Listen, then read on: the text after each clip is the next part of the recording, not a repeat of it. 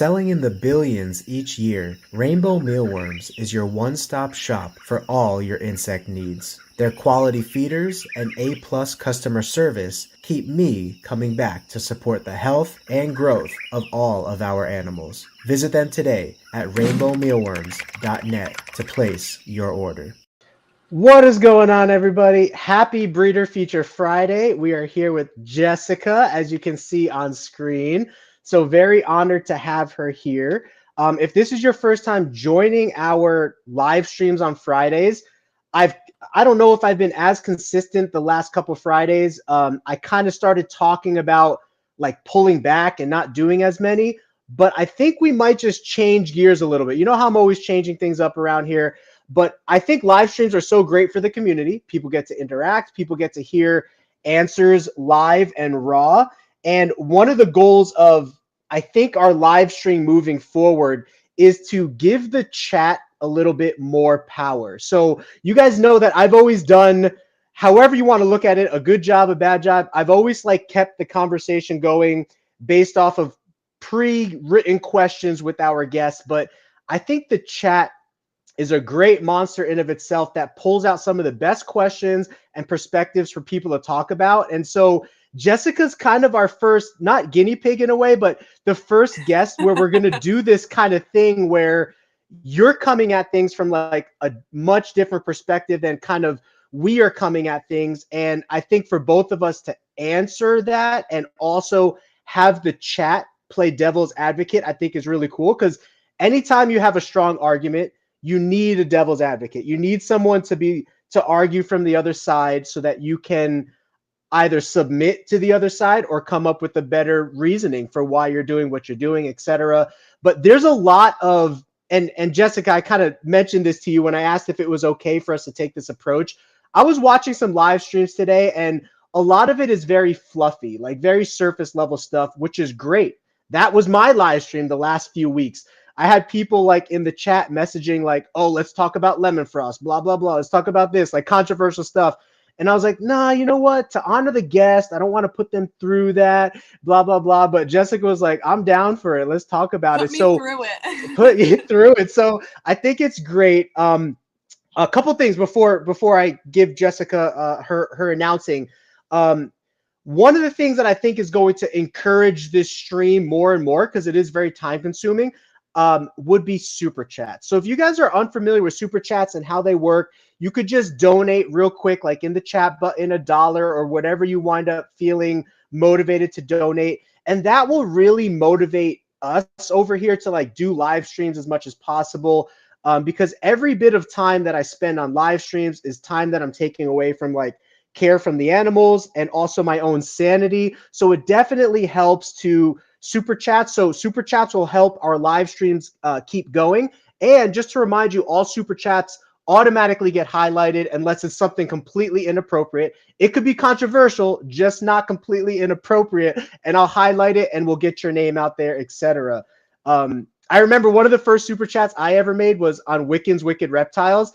And I sent them like $5. And I was like, can you just say my name? Geeky Gecko Creations, like 2 years ago. And he was like, sure, I could do that. Thanks for the $5, Geeky Gecko Creations. So that's really cool. But Jessica, as a content creator herself, I'm sure she could speak a little bit to how much time content creation absorbs and how, you know, it's beneficial. It's awesome. I love it. I do it for free, but just saying the super chats wouldn't hurt. So I wanted to mention that.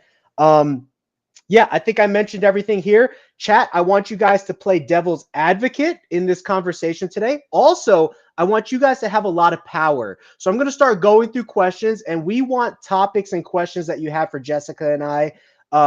And before Jessica speaks, just so you know, we're kind of focused on breeding. Jessica's kind of focused on rehabilitation, rescuing.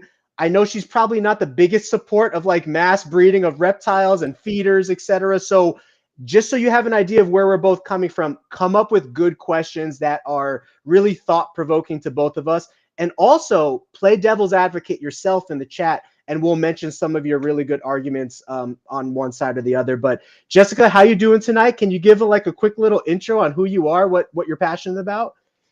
So I'm Jessica, known as Jessica's Animal Friends. I've been keeping reptiles for 8 years, and what I do is predominantly take in disabled or pet-only rescued and rehabilitated animals. I have a lot of leopard geckos. Like that's like probably mostly what I'm known for. I have like 35 of them, and yeah, I have a YouTube channel and a social media, and I just post about reptiles and hang out with them all day, and it's really great. You have a YouTube channel. That is underplaying it like nothing else. Okay, actually, fun question, Jessica. There's a Okay. couple breeders that are not really making videos anymore, so I'm going to leave them out of the equation. But from my knowledge, you are the second largest leopard gecko focused channel on YouTube. Do you know who number one is? Yeah, my friend Rebecca. Okay, so wait, who's Rebecca? Leopard Gecko Talk. Yes, I didn't even know that was her name because she like never She shows her face and stuff like Well, that. So I was like, I can one up you. She and I are friends. We talk like every day, and we Zoom on like every Saturday in our little pet group chat. Like we're close.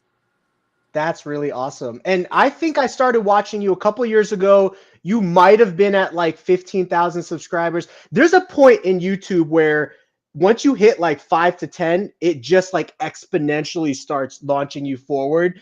But when I first saw you, I think you were at like 10 to 15, and now 2 years later or something, I believe you're almost at 40 or Yeah, something I almost just saw. 40. So yeah, so you underplayed it. Second largest leopard gecko influencer on YouTube, which would also include Google searches. Since as we were talking about, if someone wants to find how to care for a leopard gecko and you Google that, the first few things that Google recommends is often going to be YouTube videos. So they'll Yeah. see your videos on why not to cohab, why not to breed enigma. You know, they'll see Yeah. all this stuff. Yeah. So super cool. Let me give a couple shout outs in the chat and then I'll see if I missed any questions. I do have a guideline of questions to go through, but if the chat just takes control and we get rocking and rolling with that, we'll do that. So Gecko Punk, always good to see you in the house. This kid is 13. He just turned 13. Super cool. Really passionate about leopard geckos and reptiles and just started his own YouTube channel. And I think a lot of young Aw. people nowadays are wanting to start a channel. And Start yeah, now. It takes right. forever to grow. Start young. I'm gonna be like 40 by the time I make it. So start young. You're being too modest. You've already made it really well in leopard gecko YouTube history. You know what the weird thing is, and this was one of the reasons that I take such pride and joy in making leopard gecko content is for the number one selling lizard in the world, which is leopard geckos and bearded dragons. But let's just say leopard geckos for argument in this conversation. Sure. Number one selling lizard in the world. Very few content channels. Very few. Yeah. And like I said, from a breeder's perspective, a lot of people breed leopard geckos because it's super easy. But if you're looking to breed leopard geckos, the top two channels in leopard geckos is not about breeding at all. It's about rescue, rehabilitation, and if anything, discouraging mass market breeding, etc. So I just think it's so funny that anyway, breeding is a niche of the leopard gecko niche, but I think it's so funny that how there's just not a ton of leopard gecko content in general. But you guys have a great platform. You and Rebecca, you said her name was, Mm-hmm. which is, if you don't know, Rebecca's channel is, it's just called Leopard Leopard Gecko Gecko. Talk. Leopard Leopard Gecko Gecko Talk. Talk. Yeah. And man, she has influence. She has Mm-hmm. a big channel. Mm-hmm. If you think it's not, if you think people don't like just leopard geckos, go to Jessica's channel because Jessica has other things, but you make mostly leopard gecko content, and you can see how large your channel is. And That's same what with people Rebecca click as on. well. It's Yeah, something Rebecca and I talk about a lot, actually. We'll try to like diversify or like make content about other reptiles, and people are just like, we just want leopard geckos. that's Like, so funny. You know, I so tried to do the same thing as well. I have a ton of other stuff that I'm really interested in and breed ball pythons and other markets that are really popular, like tegus and ball pythons. But I'll mm-hmm. make a video, no views. And so that just shows you know your audience. And that's Yeah. that's a tip for YouTube growth is know your niche and know your audience. And then maybe once you get big enough, you could start making other content to bring in other audiences.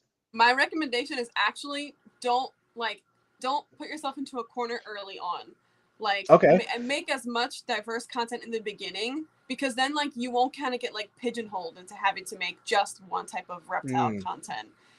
Because now, like, people click on my leopard gecko videos because that's what they know me for. But I've kept bearded dragons longer than I've kept leopard geckos, you know? Mm. My first reptile was a crested gecko. I've had axolotls longer than I've had leopard geckos, but none of that matters because people want the leopard geckos because that's what because I have so many of them, and that's what I was originally posting about. So that's what people want. So once you kind of get yourself into a niche, then that's what YouTube is going to keep recommending. Like, they'll push your videos out to people, you know, your audience, but your audience will click on the ones they know you for. That's actually really good advice then, because yeah, when I first started leopard geckos, I was more on the breeding side, which does include care and stuff like that. But the people that I find following our channel are much more interested in morphs, genetics, those kinds of things. You know what I mean? So Henry Hicks, what's up, Gecko World? Hope everyone is doing good. DNS Geckos, do you ship on Mondays? Just wondering. Yeah, we only ship Monday through Wednesday, and maybe Jessica can appreciate this, especially with FedEx nowadays. There's a lot of delays.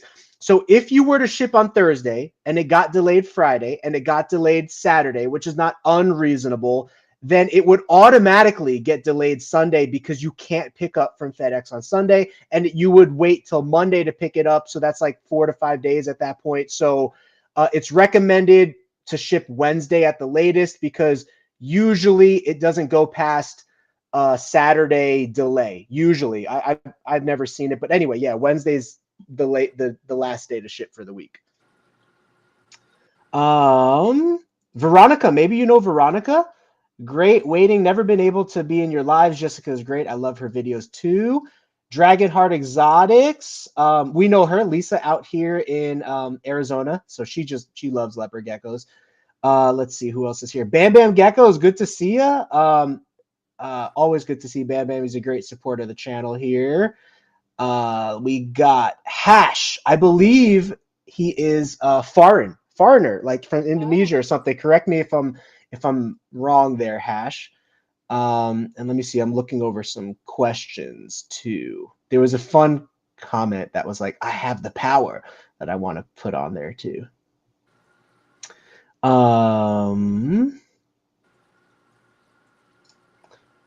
Woohoo, rainbow mealworms. I saw their plug. Do you use rainbow mealworms, or who do you use for your? So I breed a lot of my insects to save honey. And then I have like a collaboration with EcoFlies for black soldier fly larvae, which I get once a month. And then I get, if I need to buy like hornworms or waxworms or superworms, I order from Josh's Frogs. But like, I'm looking to order from like Dubia.com, but I've never tried rainbow mealworms before. Question on the black soldier fly larva. When it's sitting in their tank, will it actually turn into a fly or die before it gets to that point? You know what I mean? It'll turn into a fly. Okay, so you need to make sure that it's whatever, eaten or removed. You've got a few days, like you'll notice. But yeah, they will turn into a fly, and they are like, when it happens, like, because I give them to all my reptiles, and so sometimes my reptiles will like bite one and like, you know, miss and knock the other one out of the bowl or whatever. And I don't notice it because I have substrate and it gets buried, and then it pops up sometime later. I see it, you know, flying around the enclosure. I'm like, oh my god, they don't live that long, and like they don't eat anything because the black soldier fly, like, it just reproduces and dies. So I just kind of like, I just let it live in the enclosure for a day or two and then die, or I'll catch it and unfortunately put it out of its life. You know. Oh really man, bad. I can imagine. Like, you can't release it outside, so. We already have so many fruit flies from like humidity. Like, we breed some dubia roaches, and then also leopard gecko eggs. If you have them in the incubator and the eggs die, you know, which does happen, fruit flies will go in there and you'll just see like worms in the egg, and then fruit flies are in your house, and then they get in your orange juice cup and all that kind of stuff. I've only ever dealt with fruit flies or any like little like flies ever one time when I was setting up my very first bioactive, and I was like, if this is the way that bioactive is going to be, it's not for me. But fortunately, it was just that one time, and I haven't had an issue since. So Haley says, Jessica, you've inspired me. I have 4 geckos. I ended up keeping them like you do your bookshelf method. I actually recognize your name, Haley. Oh, here we go. Bam Bam. I have the power. Yes, you guys have the power. If you have no controversial or topics you want us to talk about, I got a bunch of topics that I think. Oh, I thought it might be kind of fun because I I made the thumbnail in a way where it was like, can we agree? Like a little clickbaity, right? Yeah. So I have a whole bunch of topics here that we can go through as well, such as, in case the chat doesn't meet our requirements here, cohabbing, problematic morphs, food and supplements, lighting, social interaction for your leopard geckos or reptiles, caging, bioactive or not bioactive, breeding or not. Would I put a non-profit? Are you a non-profit, by the way? No, but I'm looking to get my 501c3 next year. Okay, I think more reptile nonprofits in the hobby would be super beneficial because, like you said, bearded dragons constantly MBD and all kinds of issues you find, and leopard geckos too. I just think in general, and this probably happens with cats and dogs, but in general, reptiles have kind of always been in this pet category where they're like less valued in a way, kind of like an insect or an arachnid or a bug. Like we don't look at them in the same way, so they get neglected much easier. Do you mind if I touch on that topic? Touch on it all you want. So I was actually just at my vet's office yesterday, and people who watch me might know, but my bearded dragon of 8 years had to be put to sleep yesterday for a gastrointestinal. Oh, sorry, Jessica, real quick.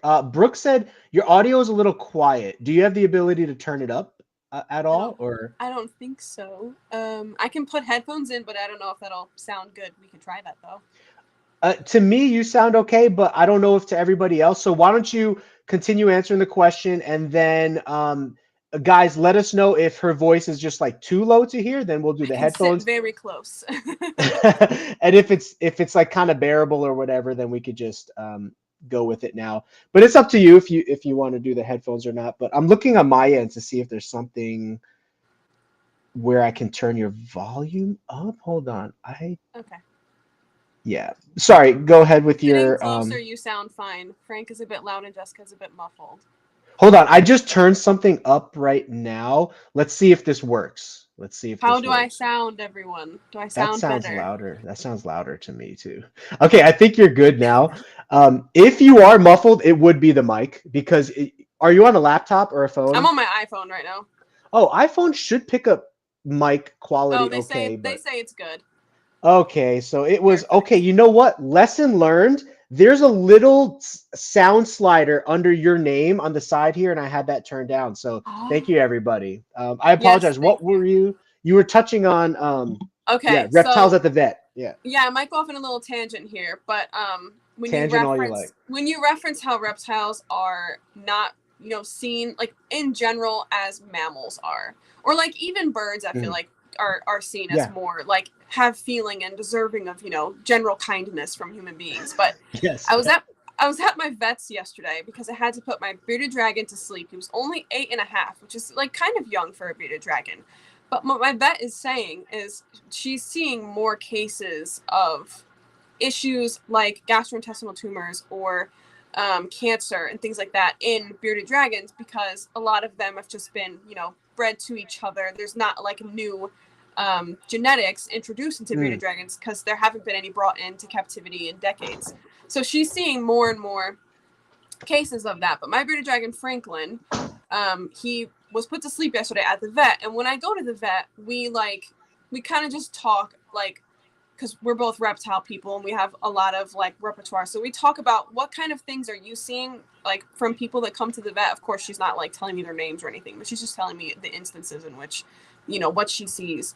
And then I tell her on my side, like what kind of, DMs I get from people in terms of like health of their reptiles. So it's really nice to have that back and forth. But she says people don't even bother bringing their animals to the vet a lot of times until they're like on their deathbed. And I think because like you and I, but as humans, we look at reptiles and we don't really they can't cry out. So we don't think they're like in pain, they can't indicate suffering that way. A lot of people will look at their reptile that has like severe MBD and like isn't moving around as well and isn't eating, and they're just like, it's just acting weird. But like it to us, because we're trained in this, physically looks different. But there are people who will see their reptile with metabolic bone disease and it's like its spine is contorted and they don't understand what's happened to it. Like it looks the same to them because it's gradual, and they just don't have experience with that. And so I think what you say has a lot of truth about how people don't really value reptiles as like living creatures that are capable of like, and not everyone would say that they're capable of like intelligent thought, but like reptiles I think are smarter than a lot of people give them credit for, and they will Mhm. take advantage of like the enrichment that you give them. Like, so I think it's a good thing to be able to talk about that publicly, and hopefully people can be drawn into having more empathy for reptiles or amphibians or fish or inverts or anything that might have not the same level of emotional output as like a mammal. Yeah, no, that's a very good point. I mean, we're as humans, we're still discovering things about the animal world every single year, and so for us to put them in a category that devalues them, I think is very short-sighted because we're starting to realize that animals have more and more potential and brain power than we even gave them credit for in years past. You know. So real quick question here. I want to try to give power to the chat tonight. So Maze Lays, who do you recommend for Black Knights? So I don't know if you know any Black Knight breeders that you can recommend. I wouldn't be making Morph recommendations. That's like not something I'm Okay. comfortable with. So that's all you. Yeah. So real quick for Black Knights, we breed Black Knights, but we don't have any for sale right now. Maybe in a couple months. We've just been holding a bunch back so we could breed a lot. I would recommend Geckos, etc. I would recommend Gecko Boa. I would recommend Geckopia. I would recommend Luna Geckos. And also, I would recommend Morph Market, but make sure you're not buying from a scammer. Look at the person's reviews and ratings. If they have good ratings, they're not going to be a scammer. If they're brand new and have no ratings and they just joined Morph Market like a month ago and they're selling a $3,000 animal, that spells scammer all over it. um, so Utah is a new Cali. Let's see. We got a question. This isn't about geckos, but how do you both feel about ethical mice breeding? Oh, I know how Jessica feels. Go ahead, Jessica. So I kind of like, I love snakes, but I kind of coming into the community made a decision not to keep snakes because of how intelligent mice and rats are and how horribly kept they are. And I've kept rats as pets for longer than I kept leopard geckos. So I know like as we're talking about emotional capacity, rats have incredible emotional capacity and mice as well. So and I guess it would determine what do you mean by ethical? Because everyone has a different definition of what ethical breeding in a rodent would look like. But for me personally, unless you're keeping them in a super enriching enclosure and giving them a really high quality diet and allowing them to have outside time out of the enclosure, I would consider anything less than that for a rat or a mouse unethical simply because of how intelligent they are and how short their lifespan is, especially if you're going to cull them to feed. Like you Mhm. might as well do as much as you possibly can. And also, to be honest, like your pet is getting better food that way. Like if you look at the studies of rats that are kept in very like limited conditions compared to rats that are kept in enriching conditions, the way that their brains develop is completely different. Like we've been able to see this not only like in an MRI but also on autopsy. Like they have less neural pathways. So we literally have stunted their neurological growth by not giving them enrichment. And it just feels incredibly cruel to me for an animal that is capable of such intelligence and emotion to be limited that way just because it's going to be a feeder one day. Yeah. Now, Bam Bam says, let's talk lighting source and UVB. I don't know if you know who my brain fart. We had him on the show. I sent you the link to get an example of like how we do our live streams. VivTech. Okay. Um, you know VivTech? Mm-hmm. I don't know how you feel about them, but from what it sounds and looks, they're making a lot of progress in the reptile hobby to even make reptiles feel better. There have been studies done to show that, like, I think he called it serotonin or like feel good chemicals in the brain are actually released when reptiles get certain amounts of UVA, not just UVB. And so his company, VivTech, is really geared towards providing the best artificial sunlight for your animals you can. And they even noticed that animals were like less aggressive, more handleable, and approachable when they were given this special UVA, UVB lighting over animals that were just given UVB, which is the traditional market nowadays. So even that technology is increasing a little bit. But how do you feel about UVA or UVB, or can you speak on that for, So right I now, guess, leopard geckos or reptiles? Yeah. I currently don't offer mine. I offer one of my leopard geckos, UVB. That is something I'm transitioning next year. By like the end of spring, all of my abled and some of my disabled leopard geckos will have full bioactives with full spectrum lighting and heat from above as well. So I can replicate as close as possible as you can in captivity, and as close as I possibly can with having a lot of disabled animals, to have that. I think that research is incredible. I also think it's kind of just makes sense.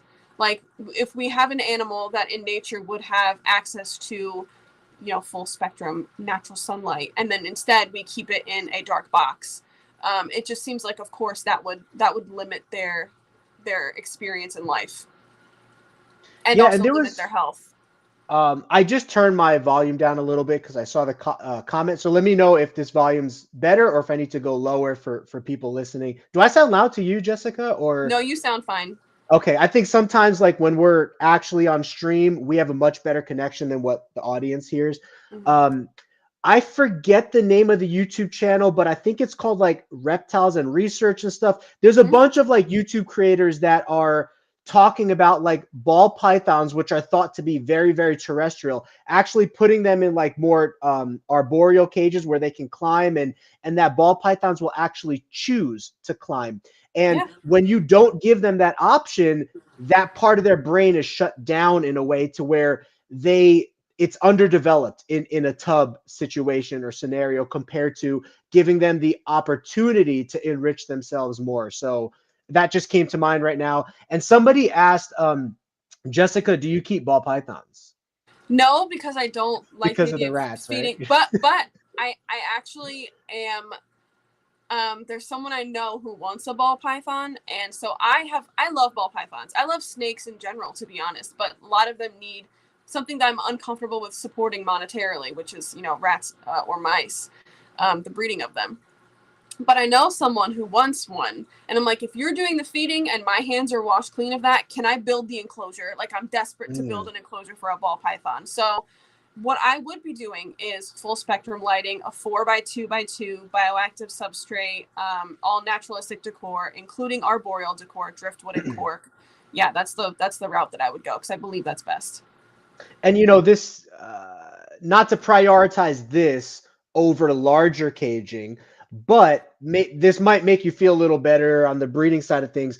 There is technology that's starting to come out where they're going to have UVB systems in racking systems, so that like at least the animals can get some kind of enrich. We were talking about this before. We had a pretty good conversation for like 15 minutes beforehand, but we talked a little bit about the expenses of running a breeding operation and the price that animals sell at, and also how many people are breeding, which lowers the price because it increases competition. It just seems really, really difficult right now for a breeder to do anything any other way and actually make a living out of it. Now, if you're just breeding just as a hobby, you can take those extra expense cuts and it's not going to make that big of a deal, because maybe people are willing to pay a little bit more from you. You're not relying to pay your bills on animal money. It sounds bad, but when you're relying to pay your bills on animal money, I do not promote the unethical treatment of animals. But as a breeder, I kind of promote the efficiency of minimalistic keeping. Like, I don't want to say bare minimum, but yeah, let's just say it. Breeders try to keep things in a bare minimum system to where the animals are healthy. They have everything they technically need, but maybe not everything that's best for the animal, so that we can get by and make a living out of it. I forget why I brought that up, but we were talking about that ahead of time.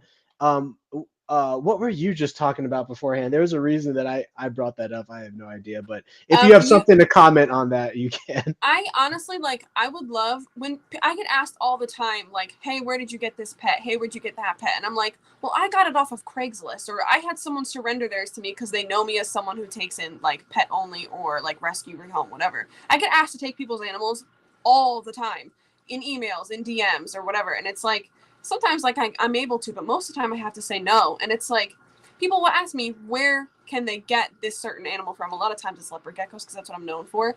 And I would love to be able to point to someone who has husbandry on par with mine, yet also breeds. I don't have anyone to point to for that. But at the same time, you're right. Like, the cost of the animal would have to go up because actually keeping the animal would be expensive compared to using a rack system. But it's like, I would love if I could find people that like would be willing to pay more to be able to support that instead of, you know, but I don't know how realistic that is, to be honest. I'm being genuinely honest. I don't know how realistic it is to expect that people would want to pay more to support something that's ethical rather than just, because like right now as it is, people will just go to the pet store and buy a leopard gecko, or they'll Google where to buy a leopard gecko and buy it from like Backwater Reptiles or something. And I'm just like, well, I don't know how realistic it is. Right? Yeah. Yeah, I don't know how realistic it is. And part of fighting it is doing what I do or doing what you do online and talking about it and saying, hey, like, these are some good avenues to go down to get a leopard gecko or get any kind of reptile. But you'll reach people that way. But I still get people who comment on like my care video that are, you know, oh, I just got my leopard gecko today. I'm like, then why are you watching this video today? Like, this should have been something you watched before you got it. But people, until like people can value, and it's a slow thing, but until people can value reptiles on the same way that they would value like dogs and cats as a responsibility, you know, and as a consumer then decide like, okay, I need to go the ethical route of getting them. Because right now they could just go to a pet store, and for a lot of people, convenience is preferred, or lack of price is preferred. Yeah, definitely. I have a highlighter here. All of these topics I'm gonna highlight the ones that we agree on. So touching real quick on because we just covered this, is I actually think that there should be more education at point of sale. So like if you're a breeder, like if I'm a breeder and I get hit up by somebody that wants a gecko, it's also my obligation to be like, hey, do you know how to care for this animal? Have you researched how to care for this animal? At least a little bit of that, you know, to some degree, take it deeper or less deep, however the breeder wants. But I think there is some obligation on the breeder to at least try to do that, but also on the buyer to do their research ahead of time and try to understand what they're getting into. And also, like, I would love if people would be like conscious of who they're supporting as well, but like, that's like asking for so much, I feel like. Yeah. You know, like, if they're already just wanting to get a leopard gecko and they haven't done that much research into care, of course they're not going to do much research into who they're supporting, you know, when they go. And like, I think there's a lot of like smaller scale or hobbyist breeders that could use more support than like a lot of really big, you know, people who have like tons and tons and tons of reptiles in a facility. Like, not that I'm trying to say that they shouldn't, but I'm saying like, I think it'd be nice to support people who are hobbyists as well, because a lot of them, like, you know, they might offer bigger racks, or, you know, I just think it'd be nice if people who were smaller scale could be supported more in a way that like didn't drive them to then, okay, now I want to have a facility or whatever, like with small, you know, tubs or whatever. I think it would just be nice to have someone I could point to that was like, this person, real deal. They care about what they're doing. They have really enriching enclosures. Even if they still use like paper towel, throw some branches in there, you know, throw some like interesting textures. Like, that's another thing people don't think about. You know, you can have a loose substrate. You don't have to go full bioactive route to offer enrichment. You can have cork or driftwood or slate or rock. You know, you could offer a like a dig box instead of having it be the whole enclosure. Like, all of these things are like little stacking stones for enrichment, right? And I think even if like a breeder doesn't have a full, like, give them 30 gallons, 40 gallons, whatever, with substrate, yada, yada, like, they could still have, you know, instead of just being like a hide, a bowl, a human hide, you know, and a little quart tub or whatever, like, they could still have some sort of enrichment. And like, if you use like a naturalistic decor, like a manzanita branch or a cork round or whatever that has texture to it, that's like naturalistic, you don't have to ever throw that out. That's a one-time purchase. You know what I mean? So it's not like you're like continually investing to have so much more expense, but it's a little bit of enrichment that can help make the reptile's life better. Like, even my enigmas who are like disabled, they're in like 15-gallon enclosures, which is 18 by 18 by 12. They have cork bark. They have dig boxes. You know, I give as much as I possibly can to give them an enriching life, even if it's not going to be, you know, super long, fulfilling life, you know? Yeah, and I really appreciate that about you. Now, I don't know if you know this person, but because we were talking, you're like, I'm already overwhelmed with like everything I do, so I don't like actually follow like a lot of animal people or breeders, right? But True. maybe check out Bubba's Geckos. I don't know if you've heard of who Bubba's Geckos is, but he will so like let's just call it the average standard. The average standard for a leopard gecko breeder is a 12 quart tub for one female or one male. That's the average standard. But Bubba's geckos, I believe he uses like a 28 quart tub. So it's like whatever, a little over twice the size. Yeah. And he puts a lot of decor in his tank and lots of, whereas most breeders, like such as myself, one humid hide, one food dish, one water dish, it makes it easy, efficient. Again, bare Yeah. minimum Yeah. efficiency for cleanliness, because I am concerned about bacteria and all that kind of stuff. But anyway, it's also easier on me. I have to admit that. But he uses his extra space in his operation to sell higher dollar animals that are taken care of in a more I don't want to say a better way, but a more enriching way, which Yeah. technically you could argue enriching is better, you know. I would say that, but yeah. Yeah. Now his animals are very expensive. He works with top end animals, so he doesn't even mess around with like the lower end genetics. But I don't think he's doing it. I don't think he's making enough money per year to like support a salary per se, and that needs to be taken into account. So, what, like I was saying earlier, if you're a hobbyist, you can afford to do things in a more expensive way and sell expensive geckos because you're not relying on making $100,000 a year before taxes or $70,000 a year before taxes, so that after taxes, you're making a reasonable salary for all the work you're putting in. I don't really think he's doing that. He is full time. Him and his wife are full time. There's other things they breed, but I have no idea where the bulk of his money's coming from. I highly, highly doubt that he has 700 people buying $1,000 gecko from him every single year or whatever that is. 70 people times $1,000 per gecko is $70,000. So like if you think of it from that perspective, if you only make 70 geckos a year, which is which 10 females can easily make 70 geckos a year. But if you could sell all 10 of those geckos for $1,000, is my math right on that? I think my math is wrong on that. You are asking the wrong person. 70 times $1,000. No, that's $70,000. That's not unreasonable, right? If he works with the highest end of leopard gecko stuff, all he would need to do is sell 70 geckos a year for $1,000 a piece. But like we were talking about, is that realistic? I don't know. Nobody in the leopard gecko world talks about finances or shows their finances, Yeah, but that's like, fair. but I don't think he's actually making that much. I could be wrong. You know, if he sees this, I want to bring him on too, because we've kind of been like arch nemesises in a way, as far as the leopard gecko breeding world is concerned. But I use him as an example because even though there are things that everybody knows we disagree on between me and Bubba's geckos, I can agree that he goes the extra mile to take care of his animals. I can agree he enriches his geckos most out of any leopard gecko breeder. So maybe check him out, and I'd love to hear your feedback on him. He's Bubba's Geckos on Instagram. He does have a YouTube channel where he shows how his cage is set up. And it's a little bit more in the direction that I know that you're hoping the hobby goes. But anyway, just want to say that I have no problems supporting people that I think are doing a good job, even if they don't like me or we don't get along or we disagree, whatever the case is, you know, which is really great that I get to talk to you because I know you're being nice right now. And Jessica, No, you I'm don't not. have to I'm be not nice being to me. nice. This is just genuinely how I feel. Like I Yeah, understand yeah, where I come from is a completely right. different realm of keeping than where you come from. Like when you're talking about like making like money off your reptiles, I'm in the hole when it comes to my reptiles. I don't profit off of them at all. And they're like disabled. So I have a lot of vet costs and I have really big enclosures and a lot of like decor and stuff. So like in terms of making money off your reptiles, I would love that.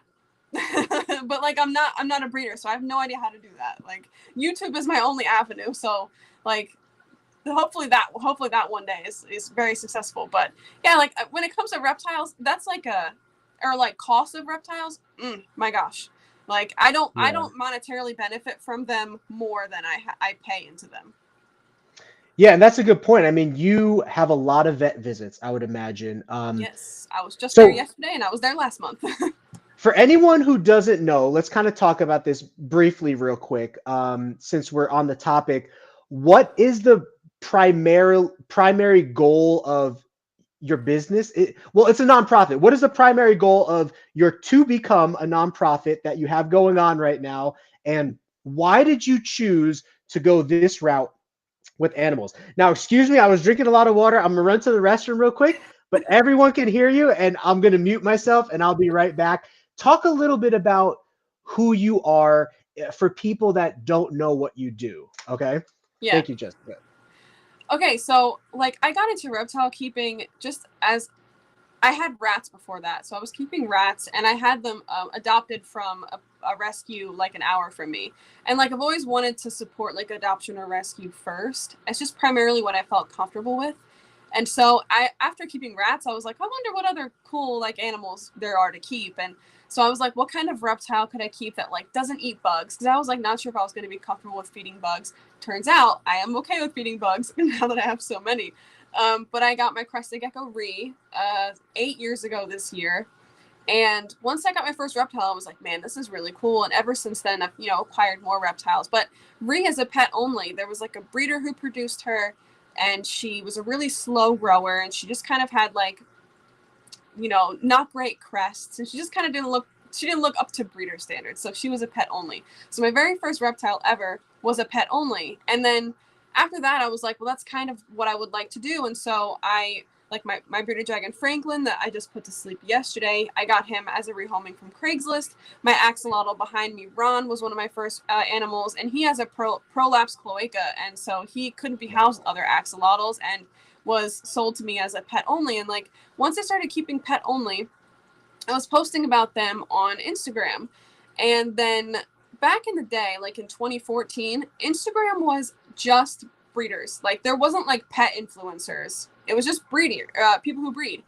And so I would like talk to them about, like how I keep pet only, or they came to know me as someone who keeps pet only.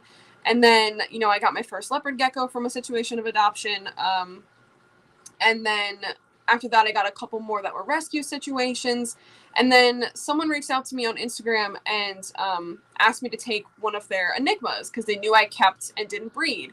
And that, again, wasn't something that was really popular back in 2015, 2016 on Instagram. So then once I took my first enigma and talked about how now I have experience with a gecko with neurological issues, they just seemed to come out of nowhere. There was tons of enigmas, tons of ones that weren't enigma but had neuro issues, either from incubation, fluctuation, or bad genetics or whatever. And then there just kept being more and more. And then ones with birth defects. And I just kind of became known for that, like super early on. And breeders would contact me when they had one because they felt like I was a person they could trust to not breed their animal. And so now I have 35 leopard geckos, most of which are like pet only, disabled, or came from a situation of rescue or rehoming. And I kind of, not just with leopard geckos, but did that with all of my reptiles. So like, my red-eyed crocodile skink up here, she was a situation of rehoming. Someone didn't want her anymore. I took her on. My Peter's banded skink was a rescue. Took it on. So like, my keeping of reptiles, I didn't really like set out for myself, oh, I'm going to be this person who I have 70 something reptiles. I didn't expect I would have this many, but like, there's so many pet only and special needs, especially with like more commonly kept ones like leopard geckos, or there's a lot of rescues, or there's people who get bored of their reptile and then need to rehome it, or they have rehoming for whatever situation. And I just became this person who was like, I'll take it. And now I'm at a place where I have so many, and I didn't expect the hobby to go the bioactive route, because I used to keep mine in like 20 gallons, or like my Gecko bookshelves were 20-gallon equivalents, but they were on like, you know, not solid, they were on like a solid substrate, not a loose substrate. They didn't have like, you know, naturalistic decor. Like they had some, but not a lot. But like I didn't expect it to go this route. Otherwise I probably would have said no a few times so I could have more space. But yeah, my goal really now is to just keep doing this because I found it really fulfilling. And also, like, can you name anyone else who keeps neurologically disabled leopard geckos? Yeah, very rare. I mean, I don't know anybody else. Yeah. And there's so many. Like I'll get Oh, a or ton. not even just ones that have neuro issues, but ones that have like birth defects and they're pet only, and people will contact me about their pets they can't keep anymore, or ones that have metabolic bone disease, or like I have 2 leopard geckos with congenital kidney defect. Like how 2 of them, like out of 35. So it's just like there's so many issues. Not ones that are always created by like just they're born. Like sometimes they're created because of improper care and things like that. But there's just so many, and I would love to just say yes every single time, but I have to prioritize the ones that are in my care now and give them more enriching space and give them before I can take more. But my goal one day when I'm officially a 501c3, which I hope to do next year, is to be able to take in and rehome. So like I'll be able to take in ones that have like metabolic bone disease, get them to my vet because she's great, work them out, and then rehome them to people. And for the ones that like have like neurological issues or like a clear indication of like I wouldn't feel comfortable rehoming that one, I would keep it. But I would love to have more space. I have all the time in the world. Financially, I'd love to have more to be able to do more. But like I just feel like, you know, if you find something that you feel passionate about and that you feel like makes your life feel fulfilled, and it's something that's also so beneficial for, at least I think, beneficial for many like living creatures, and also for the people that I can educate with my platform, it's like I want to stick with it, and I want to kind of like double down. Like I would love to do more than I'm doing now, but I always feel that way. Now, when you officially become, is it a 501c3 nonprofit? When you officially become that, does the government actually give you money as a nonprofit, or how do nonprofits make money? Donations or? Donations, and you'll have like there's like you'll have benefits when it comes to taxes. Okay, because a lot of nonprofits have employees, so they have to pay their employees.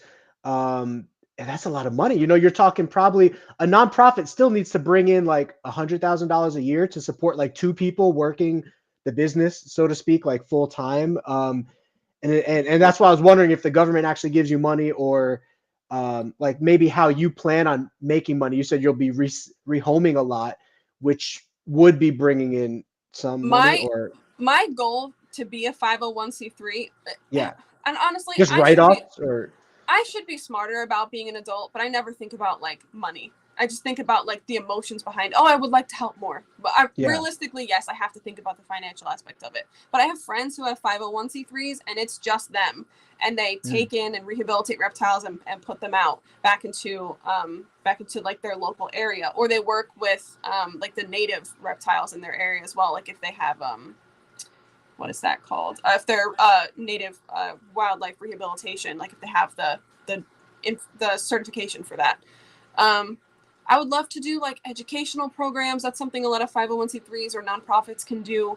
But ultimately, like the reason I want to get a 501c3 is because that kind of just makes you look more, I don't know, more professional or respectable. Because right now I'm just like a girl with a bunch of disabled reptiles who posts on YouTube. You know what I mean? Like with 40,000 followers.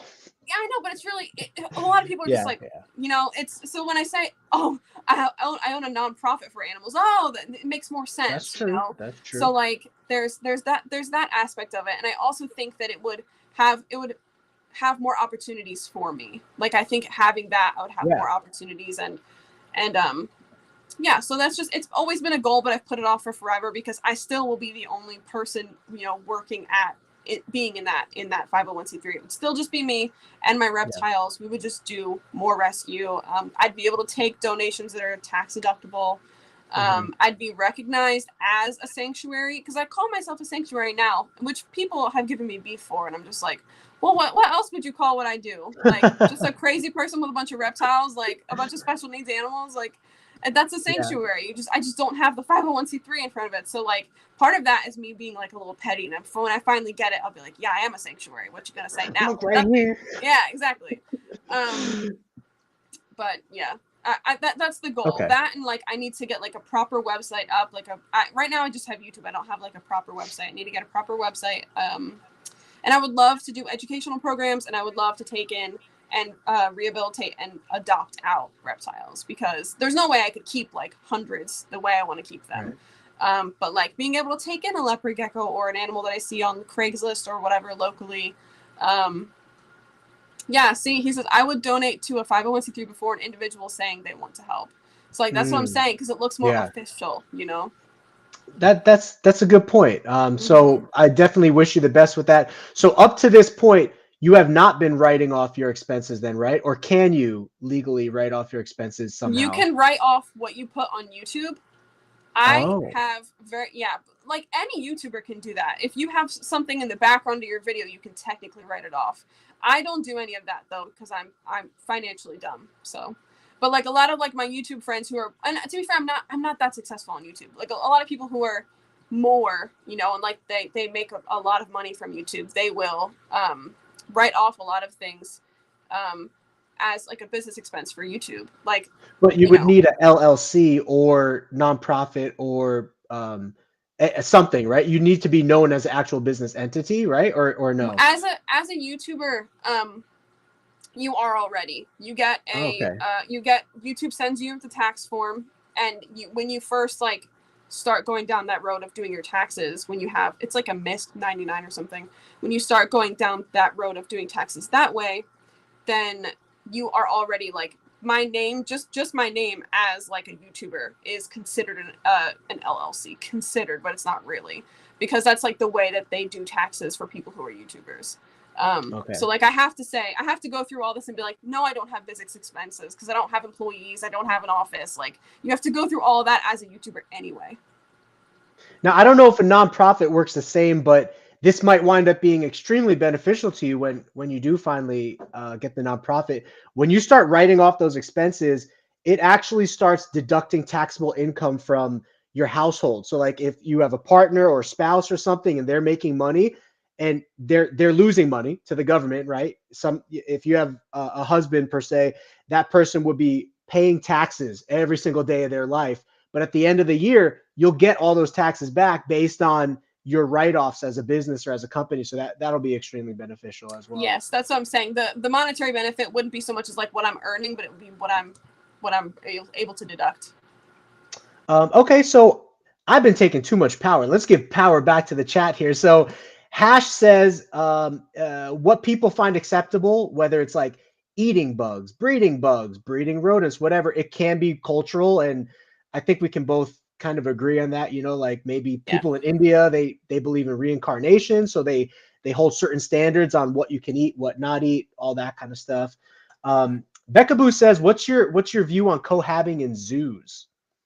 I know your view on cohabiting in breeding or keeping, but you know, I really couldn't say, as I'm not a zookeeper or someone who's been in behind the scenes of a zoo. I'm sure there's some zoos that would cohabitate. The thing is, like, if you're cohabitating like the same species, I think easier than like cohabitating different reptile species in the same enclosure. Sorry. That's what they did say. Cohabitating different reptile species from the same environment. You know, like let's say like a Euromastix with, I don't know, a bearded dragon or something like that. Are they from the same environment? Australia? Euromastix, bearded dragon? No. Euromastix from Africa, right? Yeah. So that's a terrible example. I wasn't gonna jump on you for it because I would hate if someone did it to me. So I was just like, it's fine. They're both arid. Jump on me, Jessica. I'm telling you, be your bad self that I know you have in you to be. She's very quiet and deep down. Years of doing YouTube have pushed her down. You know. Okay. Like being the professional face. You know, being someone who's not combative. But so what you're saying is if people want to see your worst side, go back to your first videos. No, those don't exist anymore.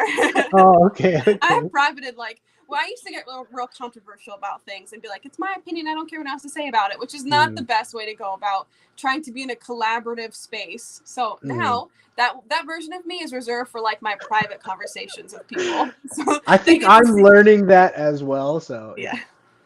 Yeah, there's a level that you have to put out there in front of, especially like if you're collaborating with like other people on the platform, you have to be like, of course, kind and courteous, but like you kind of just have to put aside any sort of like misgivings you have about the way things are done. Like this, for example, like I don't know if when I started YouTube, I'd be down to chatting with a breeder. You know what I mean? Because like back then I was just like, no, you know, but like, but now of course, like I understand that everyone comes from different viewpoints and like you have to approach things with like open-mindedness and blah, blah, blah. But there is that little part of me that's still, I'll, you know, from time to time, if I'm talking to someone in private life, I'll just be like, I can't believe this, you know, and just get a little uproar about things. But right. So different species, like I went to the zoo, I think the Phoenix Zoo here in Arizona, and they'll have like a reptile exhibit with native species here that are not going to eat each other, so to speak. But you know, any last thoughts on your views on that, doing that kind of I thing? mean, if I were to trust anyone to do it right, it probably would be a zoo. They have the financial resources and the space, and you would hope that they would do it right. Me personally, I would never feel comfortable doing it. So let's see, Henry Hicks, what reptiles do you see the most that people rehome and why? bearded dragons, leopard geckos, ball pythons. Yeah, but you don't do the ball pythons, huh? Not yet. I might have one like in the Have next you year. tried frozen thawed or anything like that? That doesn't matter to me though, because like gotcha. it's the breeding of them that's the way they're kept. Yeah, you know? yeah. No, Like I mean they're mass produced, you know. Yeah. And It it's like just really, is and what it is. I kept pet rats. I know how emotionally intelligent. Like they grieve when one of their cage mate dies. Like you can visually see them grieve. Like an animal that can experience, that can understand death and grieve. You know, like. Let me ask you about this. Because you kept rats, I would imagine, in a much more extravagant non-rack system, right? Oh yeah, they were in a 9-foot cage. Oh my gosh. So when you say they grieve, would they then also eat the other rat that died, or would you remove it before they ate it, or like because So like I'll just say this, in a breeder setup, because I breed rats over here, as soon as a rat dies, it's eaten by the other rats. But that could be because it's in a breeding setup where it's not enriched. You know what I mean? yeah, and I don't know how well they can form social or family bonds in that setup to begin with. Or like how old they might be to be able to, because by the time that like a rat of mine passes, they've been together for years, you know, so like they've been able to establish their social hierarchy. But yeah, I started keeping rats before I even kept reptiles, and so that was in 2013. And they're so interactive and so social, and like whenever I had a rat that would pass away, whether I had to like it passed at home or I had to euthanize, I would always make sure that I showed the other rats, look, this is you know, your friend, brother, sister, whatever, that is no longer living. And you can visually see like a change in their behavior when a rat has been removed from that social setting. And it's been described as grief because that's how they're processing, you know, the loss of that other, you know, rat that was in the cage. And like for some rats, like some rats grieve so hard they'll die soon after the other one, especially if there was only two that were together. Yeah, they're just really emotionally intelligent creatures. And for me, it's like I don't think I'll ever find someone who keeps rats the way I think they deserve to be kept, who also breeds them to you know, feed them as to snakes. I can definitely agree with you there, because when I go into our rat shed over here, I get the biggest joy out of watching sometimes the way the moms are, or sometimes when they're sleeping, you think they're dead and you like boop them or something, and then they like startle up like a human being, like you wake up a human being and they go like that. It's amazing. Like you said, my heart. So back when I first started breeding leopard geckos was like 5 years ago. I also said I'm gonna get into ball pythons. I got my first ball python. I fed it its first live rat. I then sold that ball python because I could not stand to hear the sounds of the rat dying, etc. Now my wife calls me cold-hearted now, because now I call it the sounds of growth. When I go into I guess I've numbed myself in a way Yeah. to where I go into the ball python room. When I hear them hit that rat and you hear them eating it, it's like, okay, good, that snake ate, because I'm more concerned about the snakes. And that might sound that is cold a little bit to a certain degree, but I mean, I don't want the rats to suffer. It's terribly sad, but at the same time, I care about the ball pythons and what my goal is with them. So yeah, it's a very fine line to walk. It's hard. Do you feed the like frozen thawed or pre-killed, or do you feed I them live? tried. I tried. I tried to feed my whole collection on frozen thawed, and only like 20% of them would eat. And I could maybe get another 20% to eat frozen thawed for a total of 40% if I spent like an hour with that snake, like trying to come up with all kinds of different ways to try to get it to eat. And it was just not efficient. I couldn't do it. Yeah. Have any of your snakes ever sustained injury from the rats? Because I know sometimes they like to Yes, fight back. which is why I only feed small rats now. So a Okay. big ball python, which is like 3 to 5 feet, can easily handle technically a medium to large rat in that Yeah. 3 to 5. Like a 3 foot snake could handle a medium rat. A Mhm. 5 foot snake could handle a large rat. But you're absolutely right. I have had breeders sell me snakes that had their spine chewed up, and they healed and whatnot, Yeah. but rats can definitely harm your snake. So what I do now is I will feed oftentimes a rat that is like 4 times smaller than what some other breeders might be feeding an equivalent Okay. snake of that size. I'll just feed more frequently. So Yeah. instead of giving the snake one medium rat, I might give it 2 to 3 weaned rats or small rats. Now, Yeah. here's why I like weaned and small rats. Small rat already has power in its jaws, but a weaned, I mean, they all have power, but a weaned to a small rat is not going to have as big teeth and as big jaws as a medium to a large rat. So it could do way less damage. And because they're so much smaller, when that snake hits it and wraps, it's much more difficult for the rat to get in position to bite the snake because it's completely overwhelmed. But if Yeah. a big rat is wrapped by a snake and it's not overwhelmed, it can still reach its head and bite the snake. So yes, I try to feed smaller and try to go that route. Yeah, I was curious about that because I don't keep, as you know, anything that eats mice or rats, but I've heard stories of people having like their snakes, and I've seen like the physical evidence of it, of just being completely decimated by a rat, and I'm like, that's because rats will put up a fight, like, and they've Now got I don't incredible teeth. incredible. Now I Yeah. don't know if you know this or not, but when it comes to feeding snakes, rats are actually nicer than mice. So there have been incidences where someone puts a mouse in a cage with a snake and the snake does not eat it.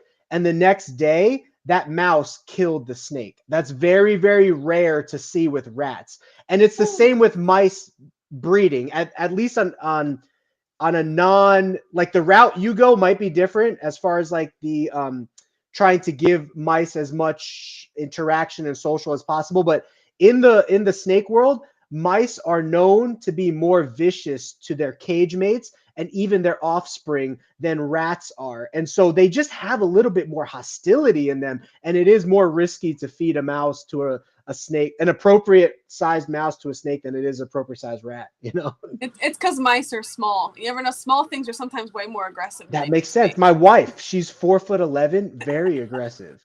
I'm not even kidding. That's awesome. Um, let's see here. Power back to the chat. Oh, so there was a good point. Kyle Dell said that maybe breeders could only keep animals in like a rack system that are getting ready to rehome, and their Hmm. actual breeders are kept in more lavish and Yep. extravagant setups. So that's a good idea in moving to the right direction. Yep, I think it makes a lot of sense for something that's going to be with you temporarily. You wouldn't have to give it like a enriching enclosure because it's going to have that when it leaves. Very true. Very true. Oh, we got Norman. This is the OG Norman right here. He looks out for me. I'm sorry, Norman. I forgot your exact age, but let's just say he's mature. He has a lot of life experience, and I look up to him because he gave me some good advice the other day that I'm now starting to put into play. Where he said, "Don't overwhelm yourself. Make sure you have time with your family, your friends. Make sure it's not all reptiles," which is tough, right, Jessica? Like as a reptile lover, it's really tough to find that balance of not being 24/7 reptiles, you know? Let me know when you find it. I'm working on it. I I'm haven't found working it. on it. Let's see here. Oh yeah, so that was Norman. Yeah, I would donate to a Yep, 501c3 before individual. this makes Um, sense.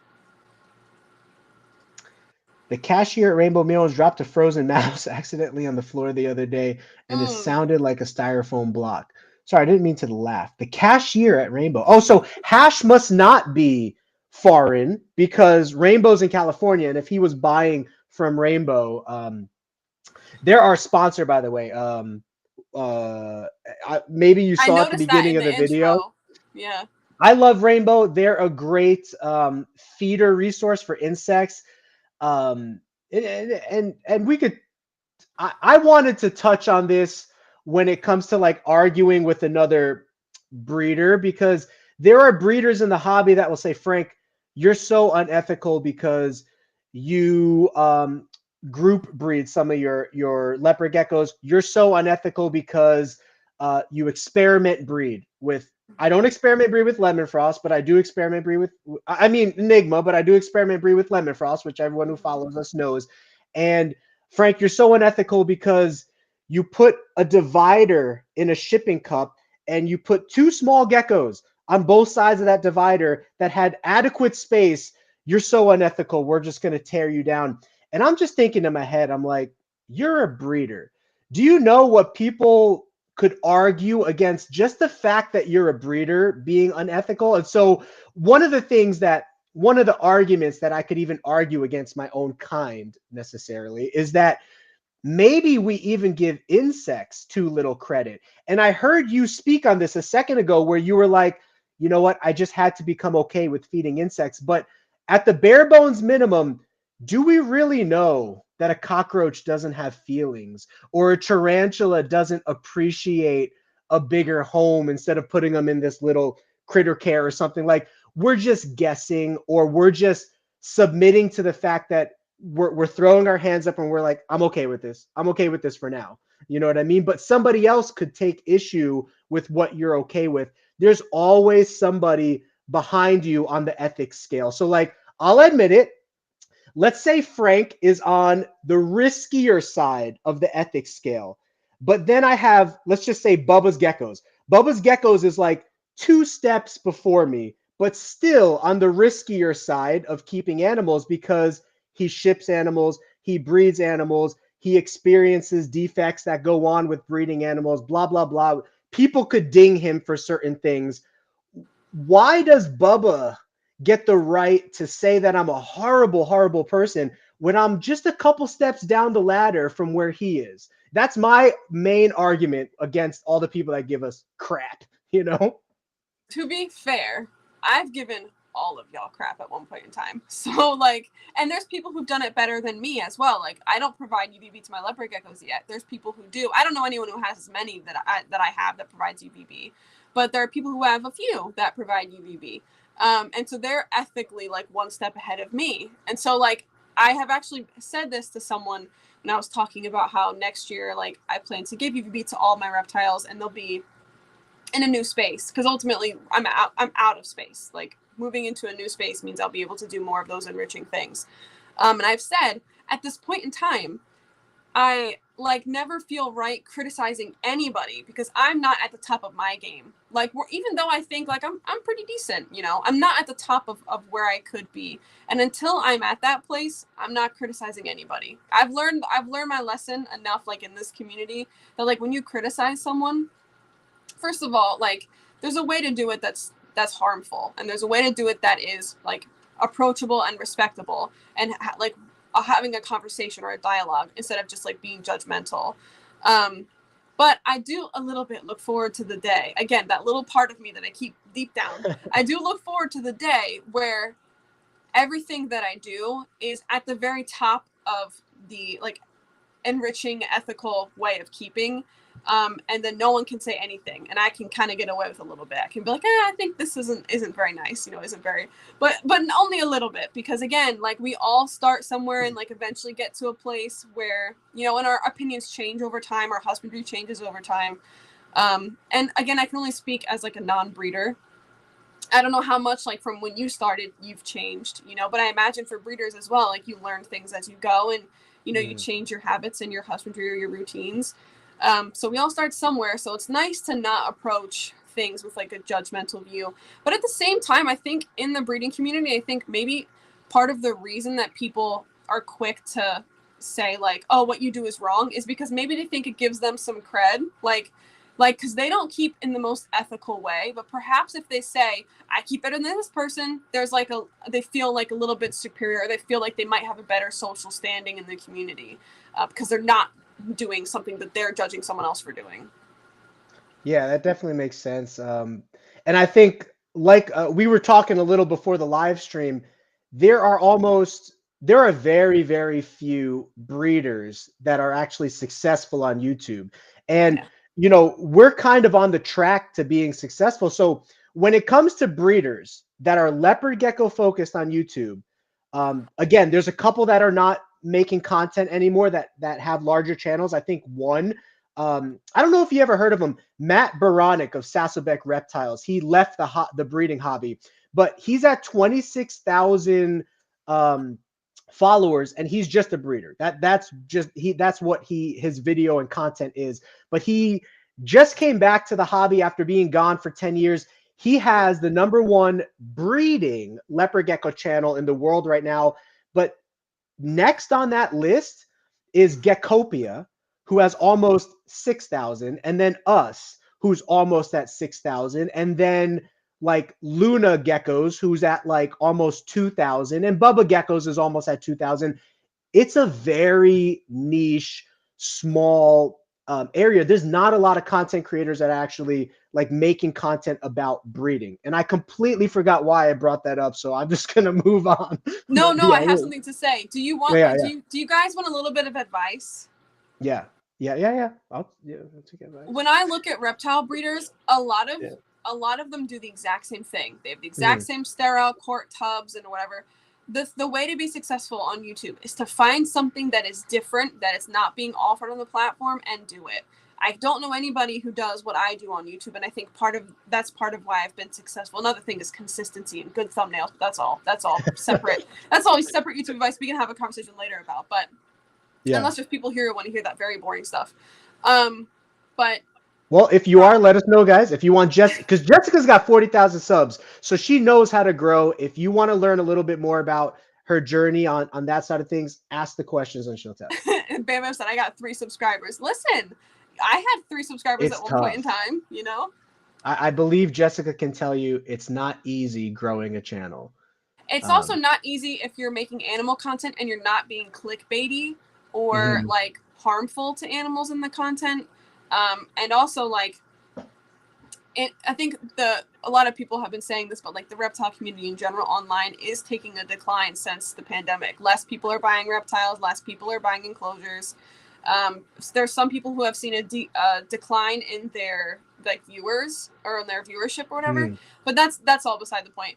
The advice I have is for anyone who is like a breeder like yourself or makes breeder type of content on YouTube or in a video format is do something different, try something different. And keep in mind that if you want like more than just breeders to watch you, like regular like pet people or people who are interested in reptiles in general, try introducing something that like, I don't want this to sound bad. Try introducing something that might make it more. Be your bad self. It's okay. Let it come out raw.